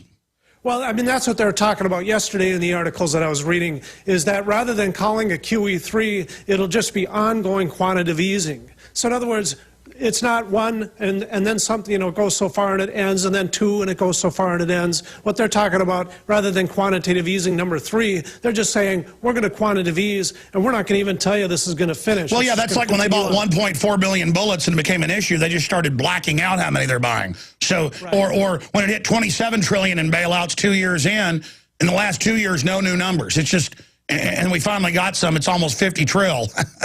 I mean, it's just, it is pandemonium. And of course, they're giving the big banks the free money, interest-free, and then loaning it to us. Ted, I know you've still got some radio specials. Gold's up over, what, $90+ in the last week and a half right now. You've been buying gold the whole time. Priced in the market, how much are people saving? Like gold you bought at, what, $1,700 you're now able to sell when it's... What's gold at right now? On right now, Alex, you're looking at about an $80 savings per ounce. On the gold side, on the silver, it's even more than that, because, you know, we added that Obama deception. Just should be in there with the current events that are going on. The fall of so the Obama deception, the American dream, and dishonest money, and we're selling 2 silver dollars for $63. Right now, if you just buy the 2 silver dollars right now before delivery, it's $70 for the 2 coins. We're selling the books and everything together for $63. So that is just a fabulous savings. It is like getting in a time machine and going back in time and buying silver when it was lower. No one can even approach selling them at $63 when it would be $70 now. And you're adding my film, The Obama Deception, that's really at a resurgence right now, truly exposing who Obama is. And then your book, 10 Reasons to Own Gold, and then The American Dream DVD exposing the banksters, so well produced. 2 films and a book, free, and the silver dollars are $7 cheaper than they should be. Call Midas Resources at 800-686-2237. That deal is too good.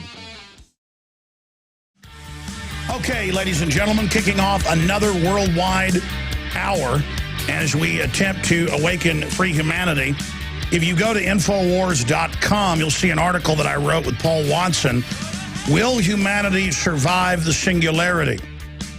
One of the most important articles we've ever put together. The elite have made the decision to exterminate the useless eaters. And we have the quotes by billionaires, top tech heads, of how they're going to set up the planetary government, cut off your resources under Agenda 21, and then release bioweapons to kill you and your family. You might want to read this. You know, we get up here and reality sensational, folks, sorry. We get up here and we talk about, did criminal elements in the government engineer 9/11, and the evidence is overwhelming. I'm going back to your calls in a moment. But, I mean, the Department of Energy admits in one program, 4,000+ foster children, just type it into a search engine, had radiological things tested on them, killing them. That's 4,000+ that were killed. Israel did radiation testing on 110,000, killing more than 20,000. They have TV shows about it on their public television. Just type in the ringworm children documentary. It's on YouTube. They'd say, your child has a ringworm, which is fungus. We're going to take them in for a checkup, and they'd fry them. I mean, why are governments doing this? Because they're eugenicists. They are setting up a scientific dictatorship. They're testing things on us. They see us as dumb animals. We better not act like dumb animals. Or they believe under social Darwinism we deserve it. Not me. I know what's going on. I don't like what you're doing. You don't have authorization to do it. I'm exposing you. And I understand this isn't as cool as the football game last night. But let me tell you, go read the quotes. Go read the proof. I'm begging you. It's at Infowars.com. I'm going to have the guys red link it. I asked him to red link it. We've been working on it for a week, this article. I said when it came out, red link it. I want to red link it, put it top story.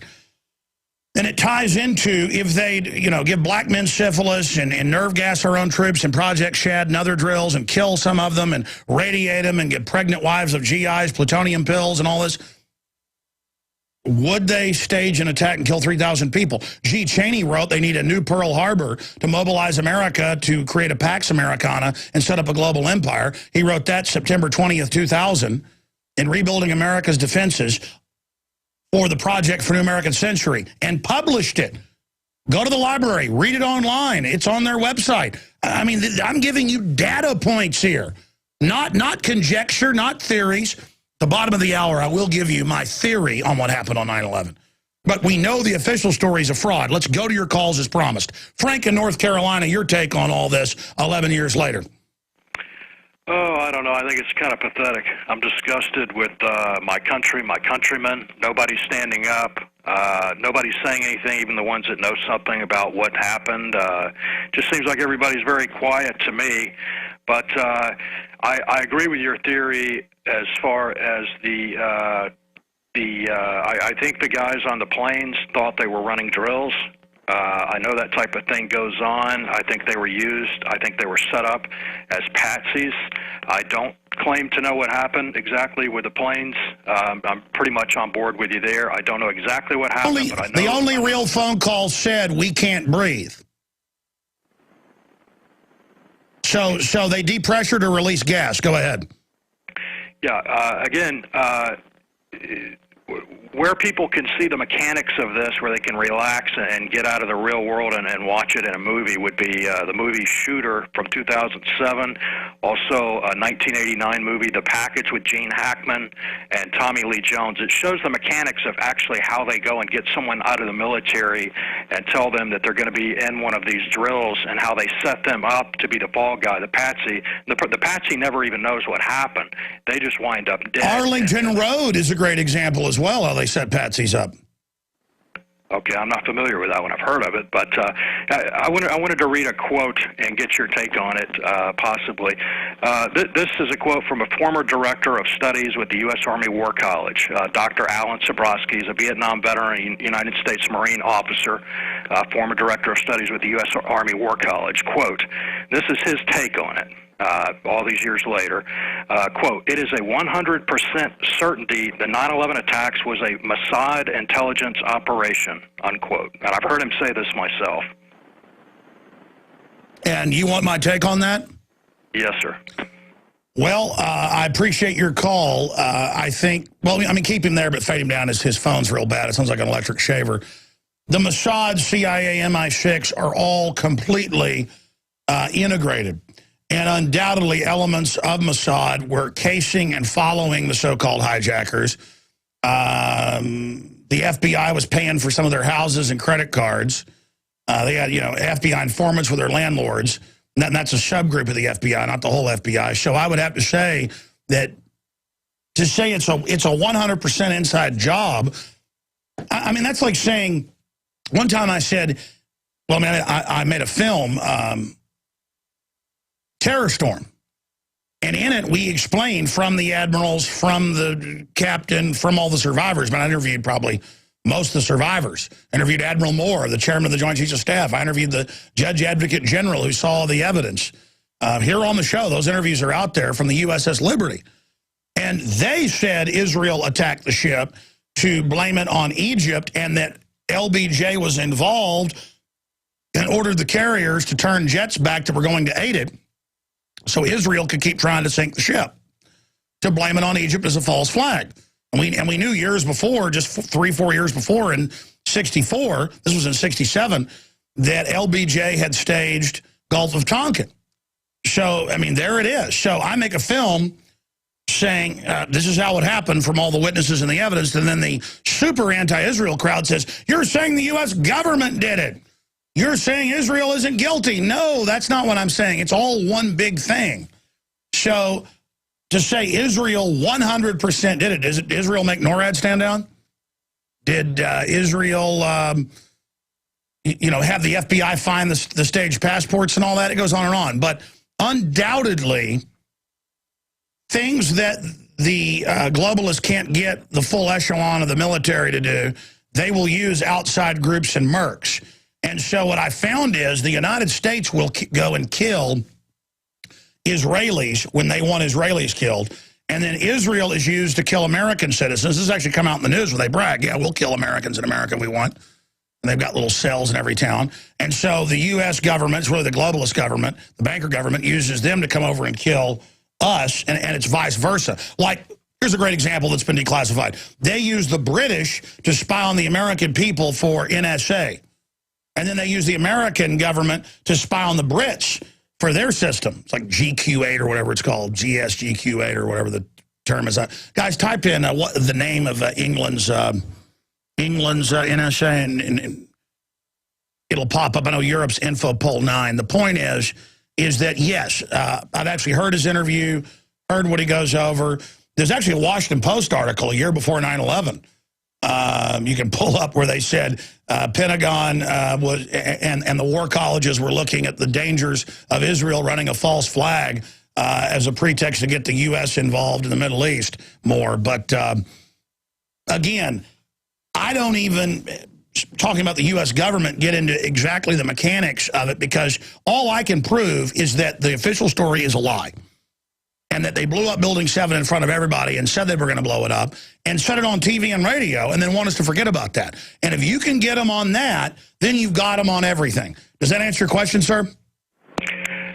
Yes, and I pretty much agree with everything you said. By the way, Dr. Alan Sabrowski's not a neo-Nazi or anything like that. He actually has Jewish ancestry, and he is a great American patriot. No, I wasn't saying he was. In fact, I meant to get him on. Guys, you get him on. I'm not saying he's a Nazi. I'm saying the Nazis, who we know are globalists run in most cases, like Hal Turner, I come out and say our government with Israel tried to sink the Liberty. And they go, how dare you say it was the U.S. government, not the Israel? And see how then you don't get the full picture. Do you see what I'm saying? Yeah, I've got a real bad line, Alex. I'll get off. All right, I hear you. I was trying to get your take on that. Let's go ahead and talk to, is that Michelin? Micheline in Utah, you're on the air. Go ahead.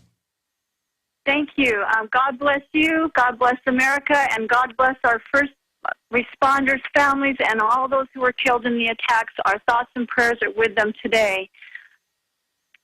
My number one smoking gun is the Raytheon connection with the Global Hawk program, where their senior directors and control engineers were all supposedly killed in the flights, Flight 11 and Flight 77, and the coincidence on that, to me, does not make any sense. These men disappeared. Yeah, that's the Northwoods deal, where you have contractors in CIA who will agree to stage their death, but then that conflicts with the gas story. They gas everybody and then fly it in.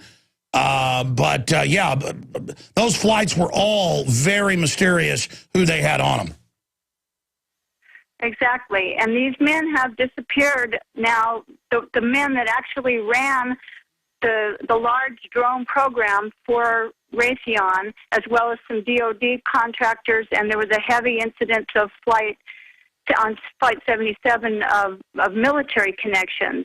And to me, as I researched, that was the most important of the smoking guns, as well as a 9/11 pilots organization coming up with serial numbers of 2 of those Boeings for sale in third world countries years after 9/11. I know. And you know, these aren't just theories here. This is all, the so-called hijackers were trained at U.S. bases on record. That's not debatable. They're like, oh, just never mind that. So they're trained at bases. The TSA needs to take your wife in a private screening room. Hey, but you're in the news running Al-Qaeda, and the media says that we need to do a treaty with them. They're our friends now. Shut up, your wife could be Al-Qaeda. But now they're like, she's not Al-Qaeda, she's a patriot. We got to go in her pants. I mean, it's just amazing. Great points. Okay, we're going to come back and talk to Eric in Kentucky. Well, that's in Kansas. And we got Tim in Kentucky. I conflated the two. Chad, Mankind, and others. All right, coming up, I'm going to kind of break down what I believe happened on 9/11, but we've kind of already covered that. I've got 2 reports, one by Linda West, one by Aaron Dykes. Special reports we're going to air here. Continuing with your calls on the nightly news this evening, I will go through a whole bunch of the smoking guns and some video clips, Building 7 being blown up, the rest of it, 7 o'clock Central, prisonplanet.tv. I have a smattering of news I want to get to as well, but let's hurry through your calls now. Wow, a lot of interesting points getting raised by callers. Let's talk to Eric in Kansas. Eric, you're on the air. Go ahead. Hey, Alex. I just wanted to share a little bit of kind of ominous symbolism I saw today.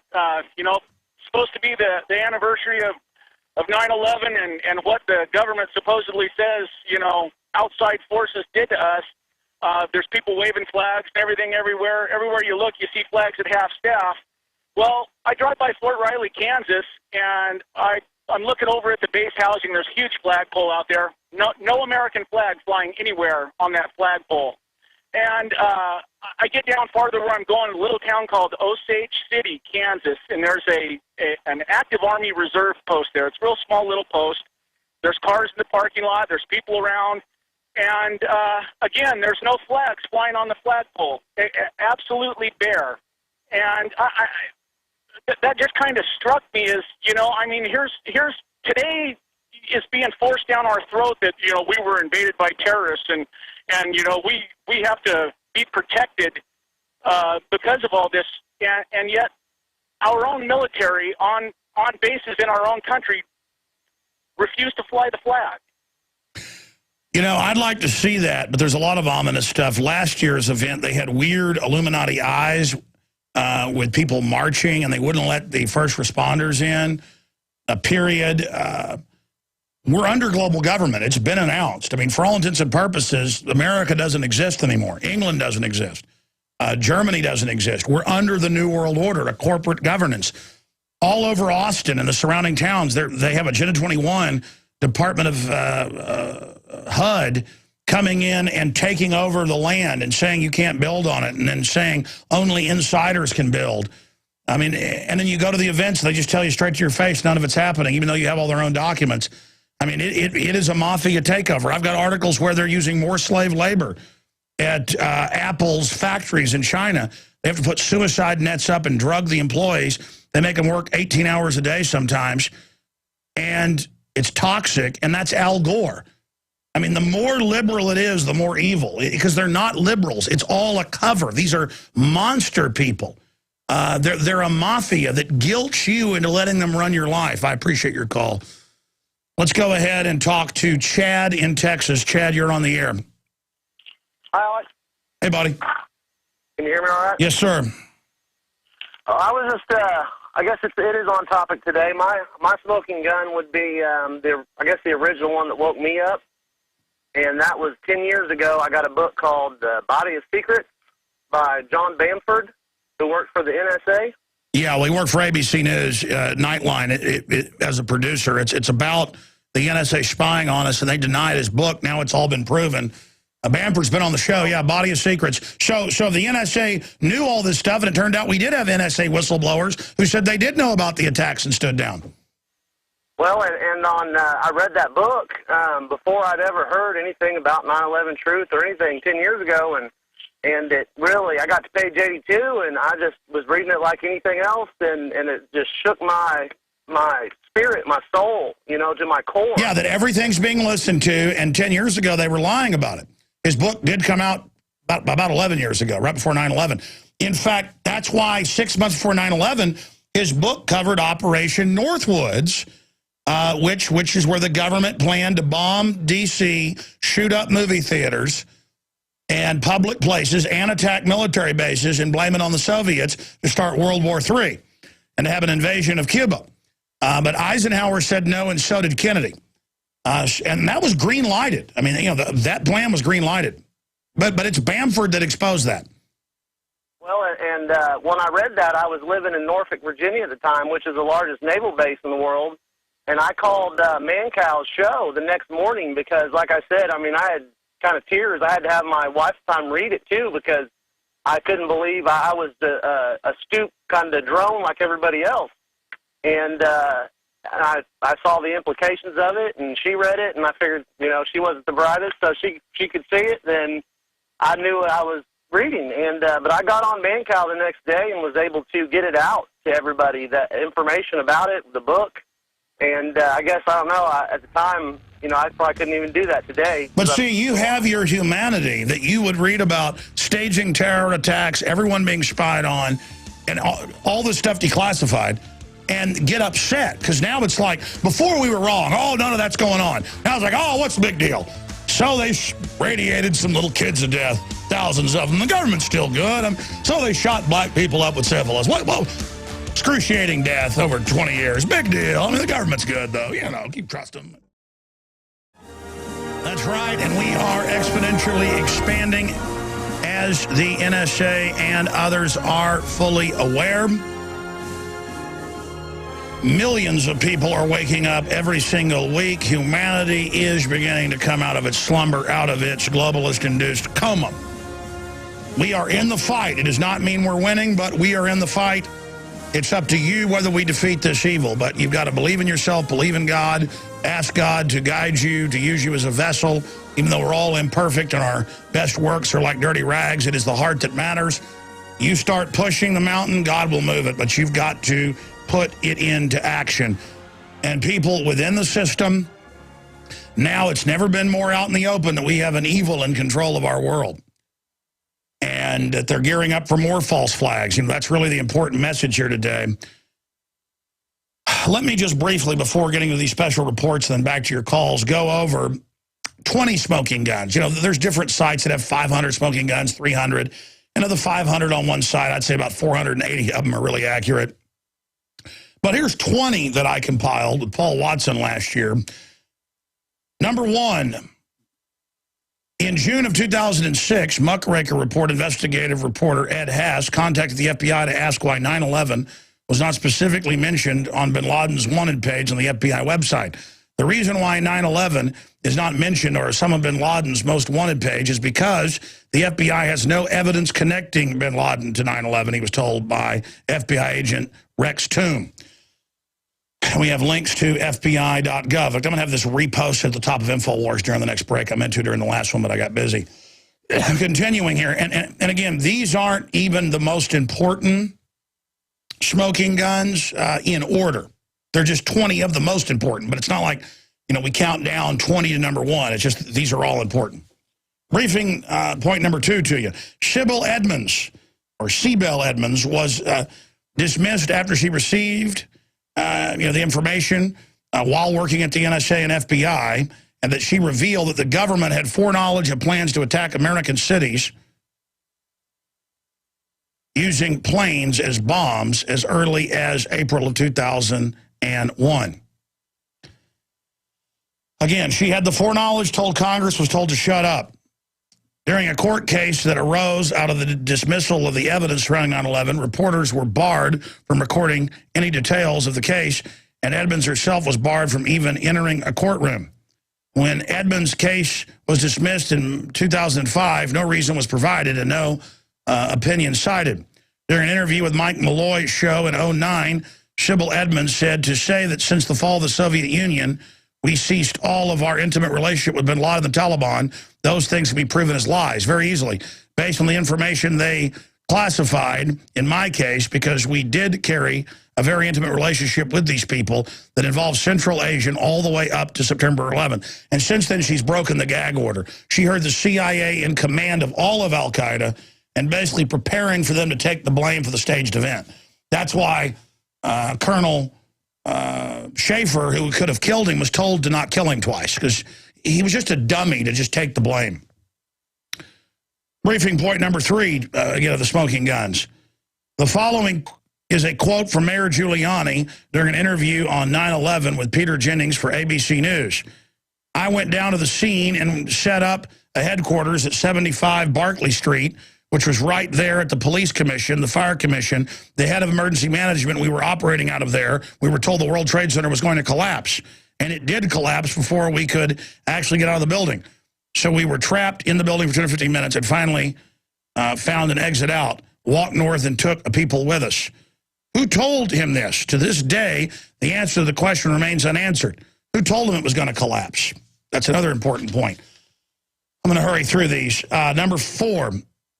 In April of 2004, USA reported that the Aerospace Defense Command conducted exercises a year before, 2 months before, and on the day of 9/11 of the same targets being hit, but said they never heard of a plan to fly planes into buildings.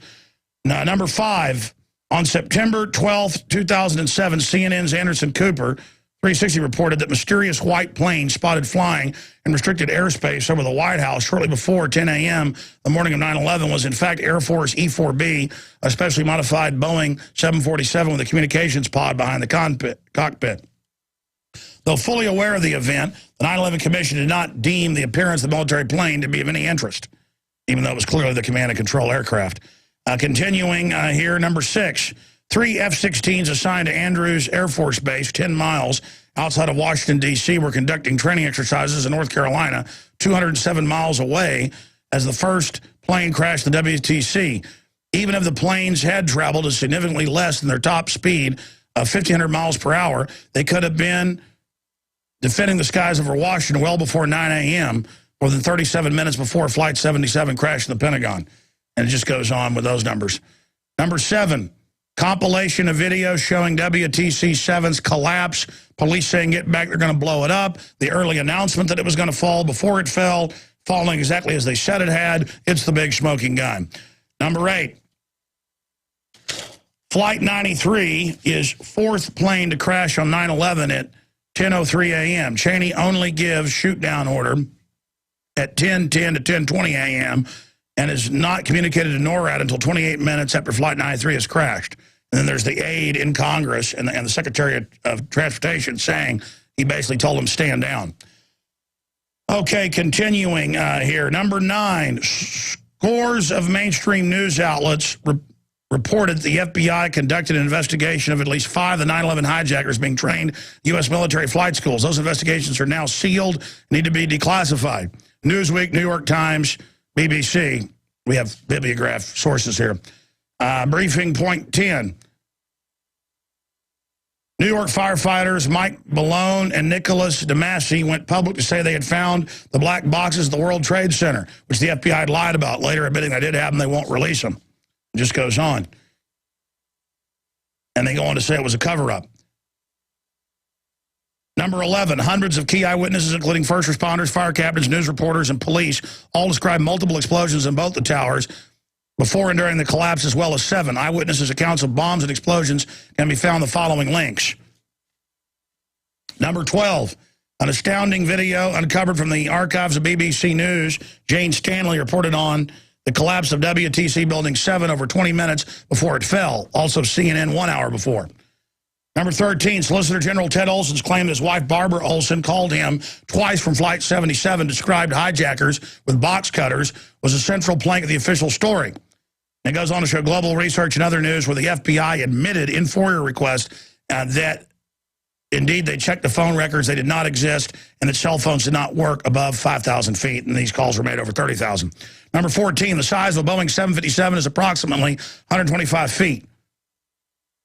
And yet no images of the impact zone at the Pentagon show the engines or crash holes from the wings.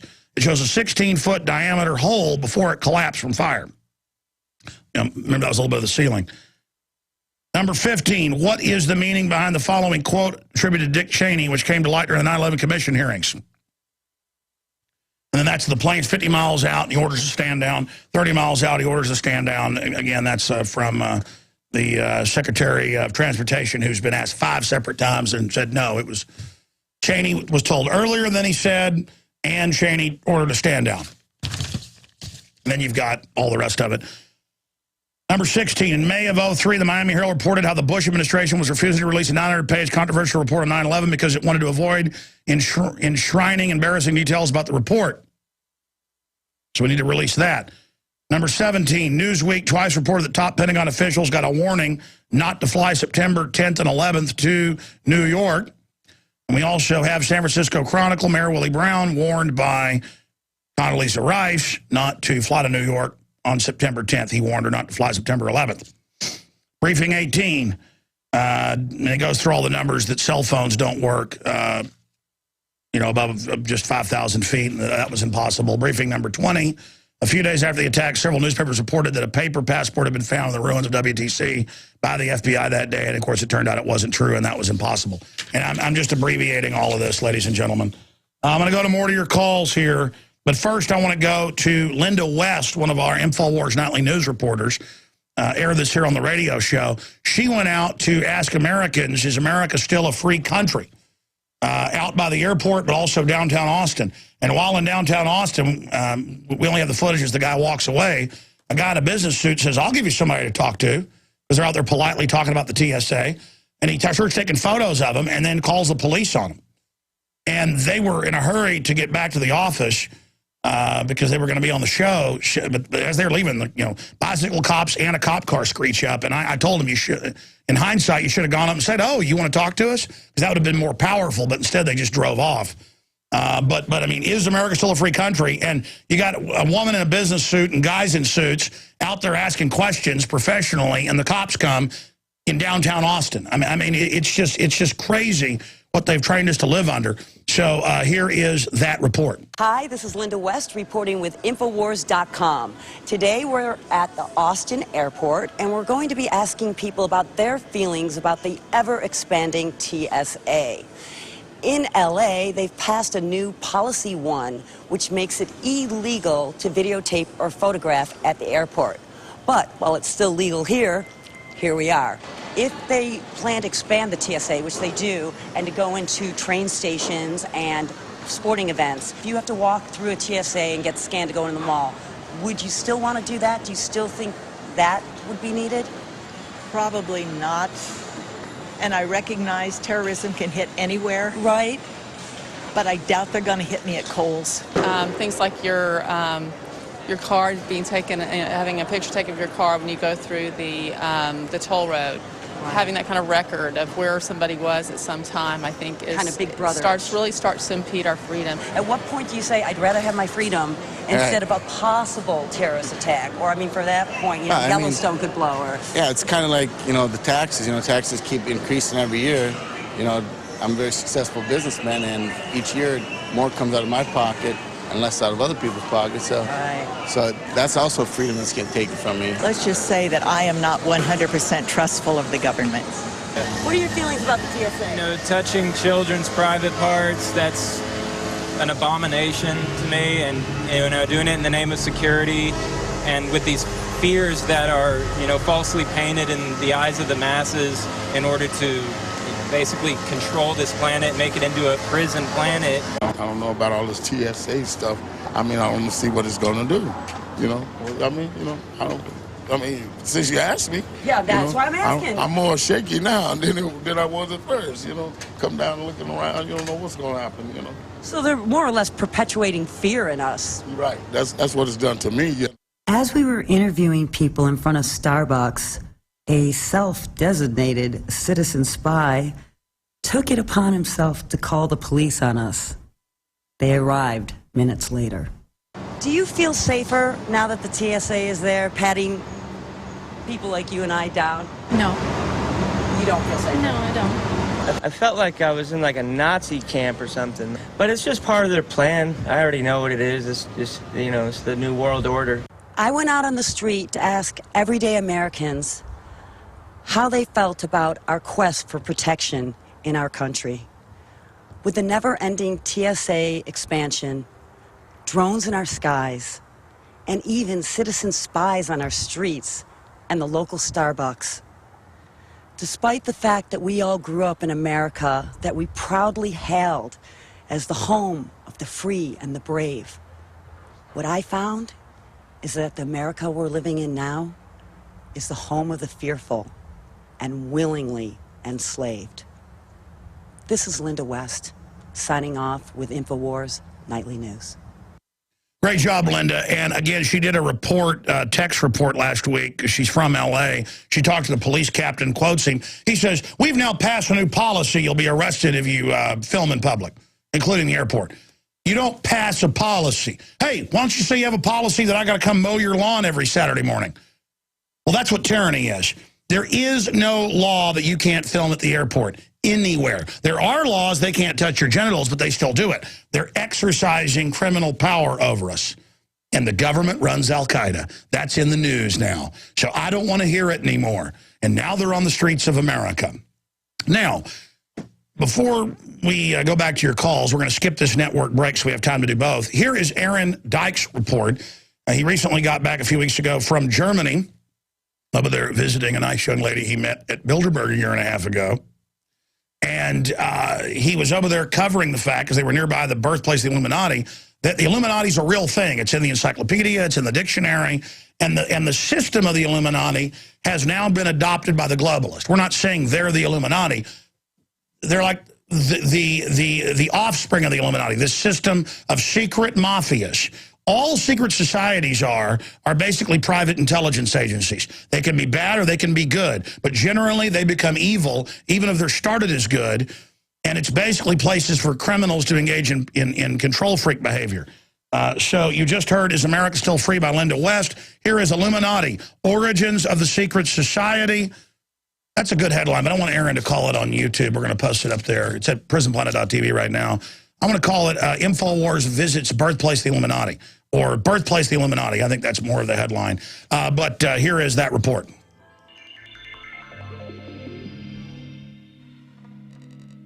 The Illuminati does exist. The secret society is so notorious that many have assumed it resides only in legend and myth.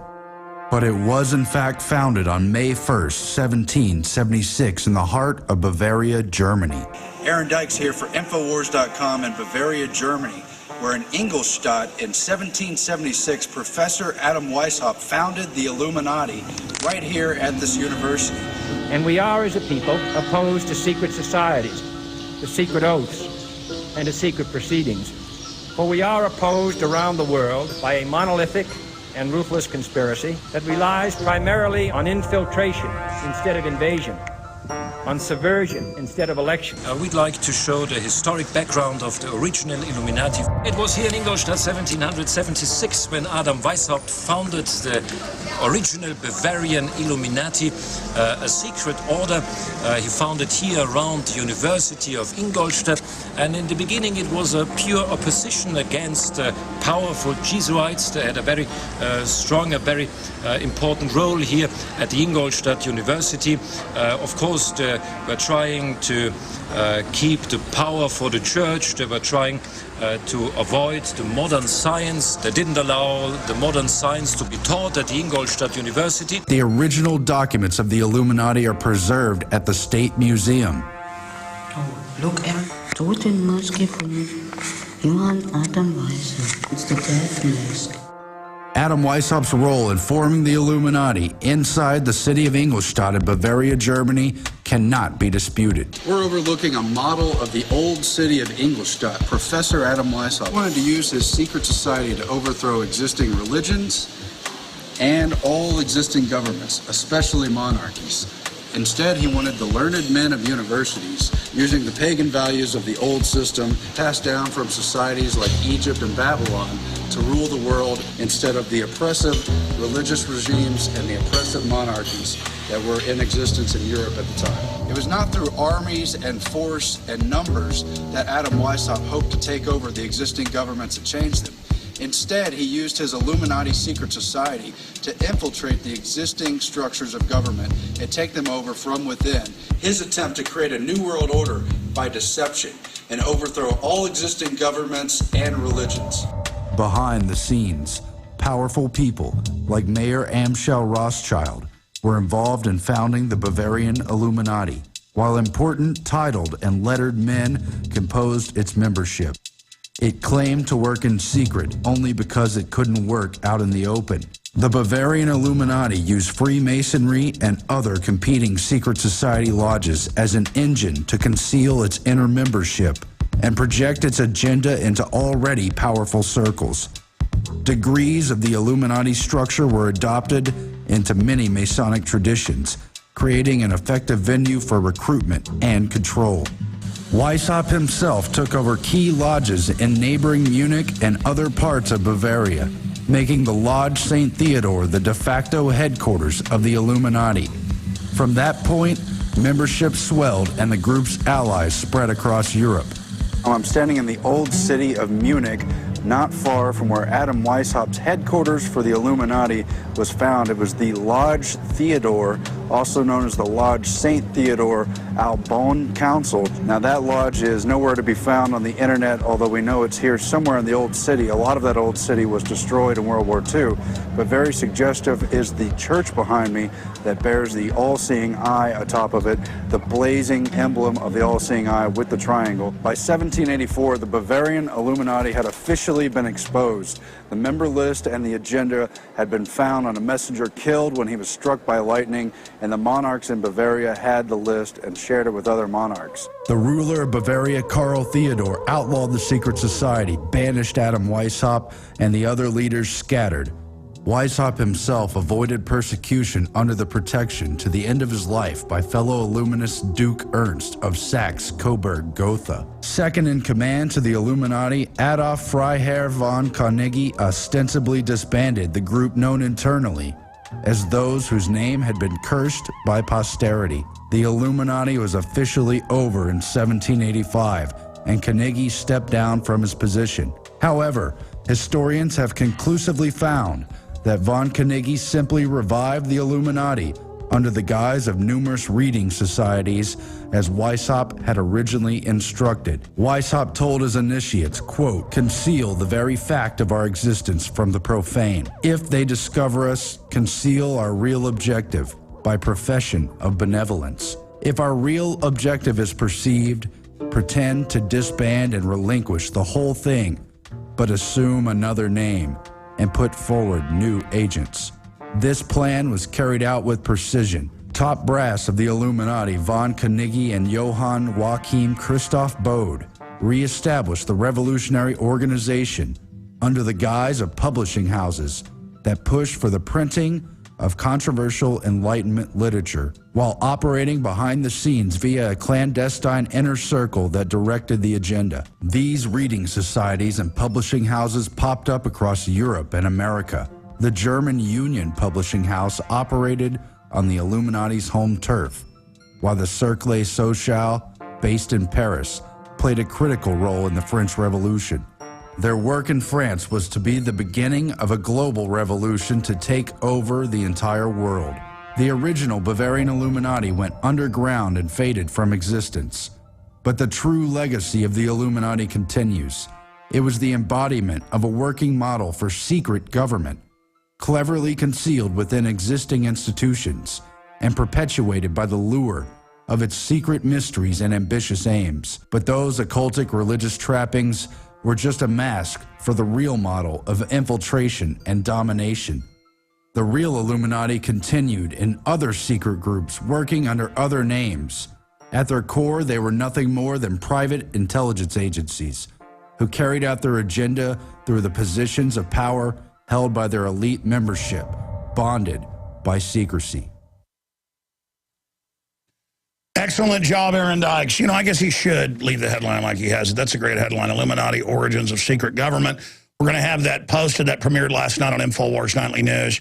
We just premiered it here on the radio. I'm going to have that posted right now at Infowars.com as soon as this hour ends. Wow, so much other news I didn't even get to today. Look at this. Army wants tiny suicidal drone to kill from 6 miles away. And, of course, the police want to get these as well. They're already arming them. GoDaddy hacktivists boast he can bring down Google, too. Probably the NSA doing it to themselves so they can try to pass the cybersecurity legislation, or when Obama signs the executive order, make it look good. Pretty ridiculous on that front. I do also want to just add that when you go to Infowars.com, you can see a banner about a third of the way down on Infowars.com that says, receive 2 free gifts from Midas Resources. You buy 2 silver dollars at $63. That was the price. That, again, is $63. You can't get 2 silver dollars of that type for $70 now. They're each 1 ounce. And you get, we haven't changed the banner yet, but when you click through, you get 10 Reasons to Own Gold, American Dream, and The Obama Deception, 2 films and a book, free. This is a super lost leader by Ted Anderson. He loses like $25 a piece on these. And he's going to run out of the silver at $63. I mean, so it'll go up soon, but it'll still be, below what anybody else can do. So if you want to take advantage of that, click on that banner there, because it's now 3 free gifts. We just haven't updated it yet. And you can click right there on the site and go to the Midas Resources site right there, and you see Dishonest Money and American Dream. They haven't added the Obama Deception to it because Ted just announced this last night. He told me on the phone last night, and then we announced it on air earlier, but that will be added there. So when you do order, you are getting the 3 free gifts, and just to get you into gold and silver, and so you get to know Midas Resources. Big things have small beginnings, so that is a loss leader. No one can top that deal. 800-686-2237. Ask for the 3 free gifts with the silver dollars. 800-686-2237. All right, tonight I will have a focused breakdown of false flag terror and 9/11. We're taking your phone calls right now. I want to go to George in California, listening on 960 FM KIXW. Just cut a promo for them the other day. That's a great station right there. But let's go ahead and go to Mankind in Arizona. Then we'll go to George. Go ahead. Hey, Alex. Mankind Divine here. How you doing, sir? Good, my friend. What's on your mind? Good. Nothing much, man. Hey, I just wanted to give you a call and tell you, man, keep it going. I know it gets frustrating at times trying to show the truth to people. You know, they don't get it at first, but don't give up on them. You know, just like Christ didn't give up, you know, when he was in the Garden of Gethsemane with his own friends sleep right next to him. You know what I mean? Don't give up. Well, sure. I mean, plus they've created kind of a false reality where everything looks like it's okay. And you know, we're kind of in this little controlled area. We're trying to get people to realize there's more going on than they know. Exactly.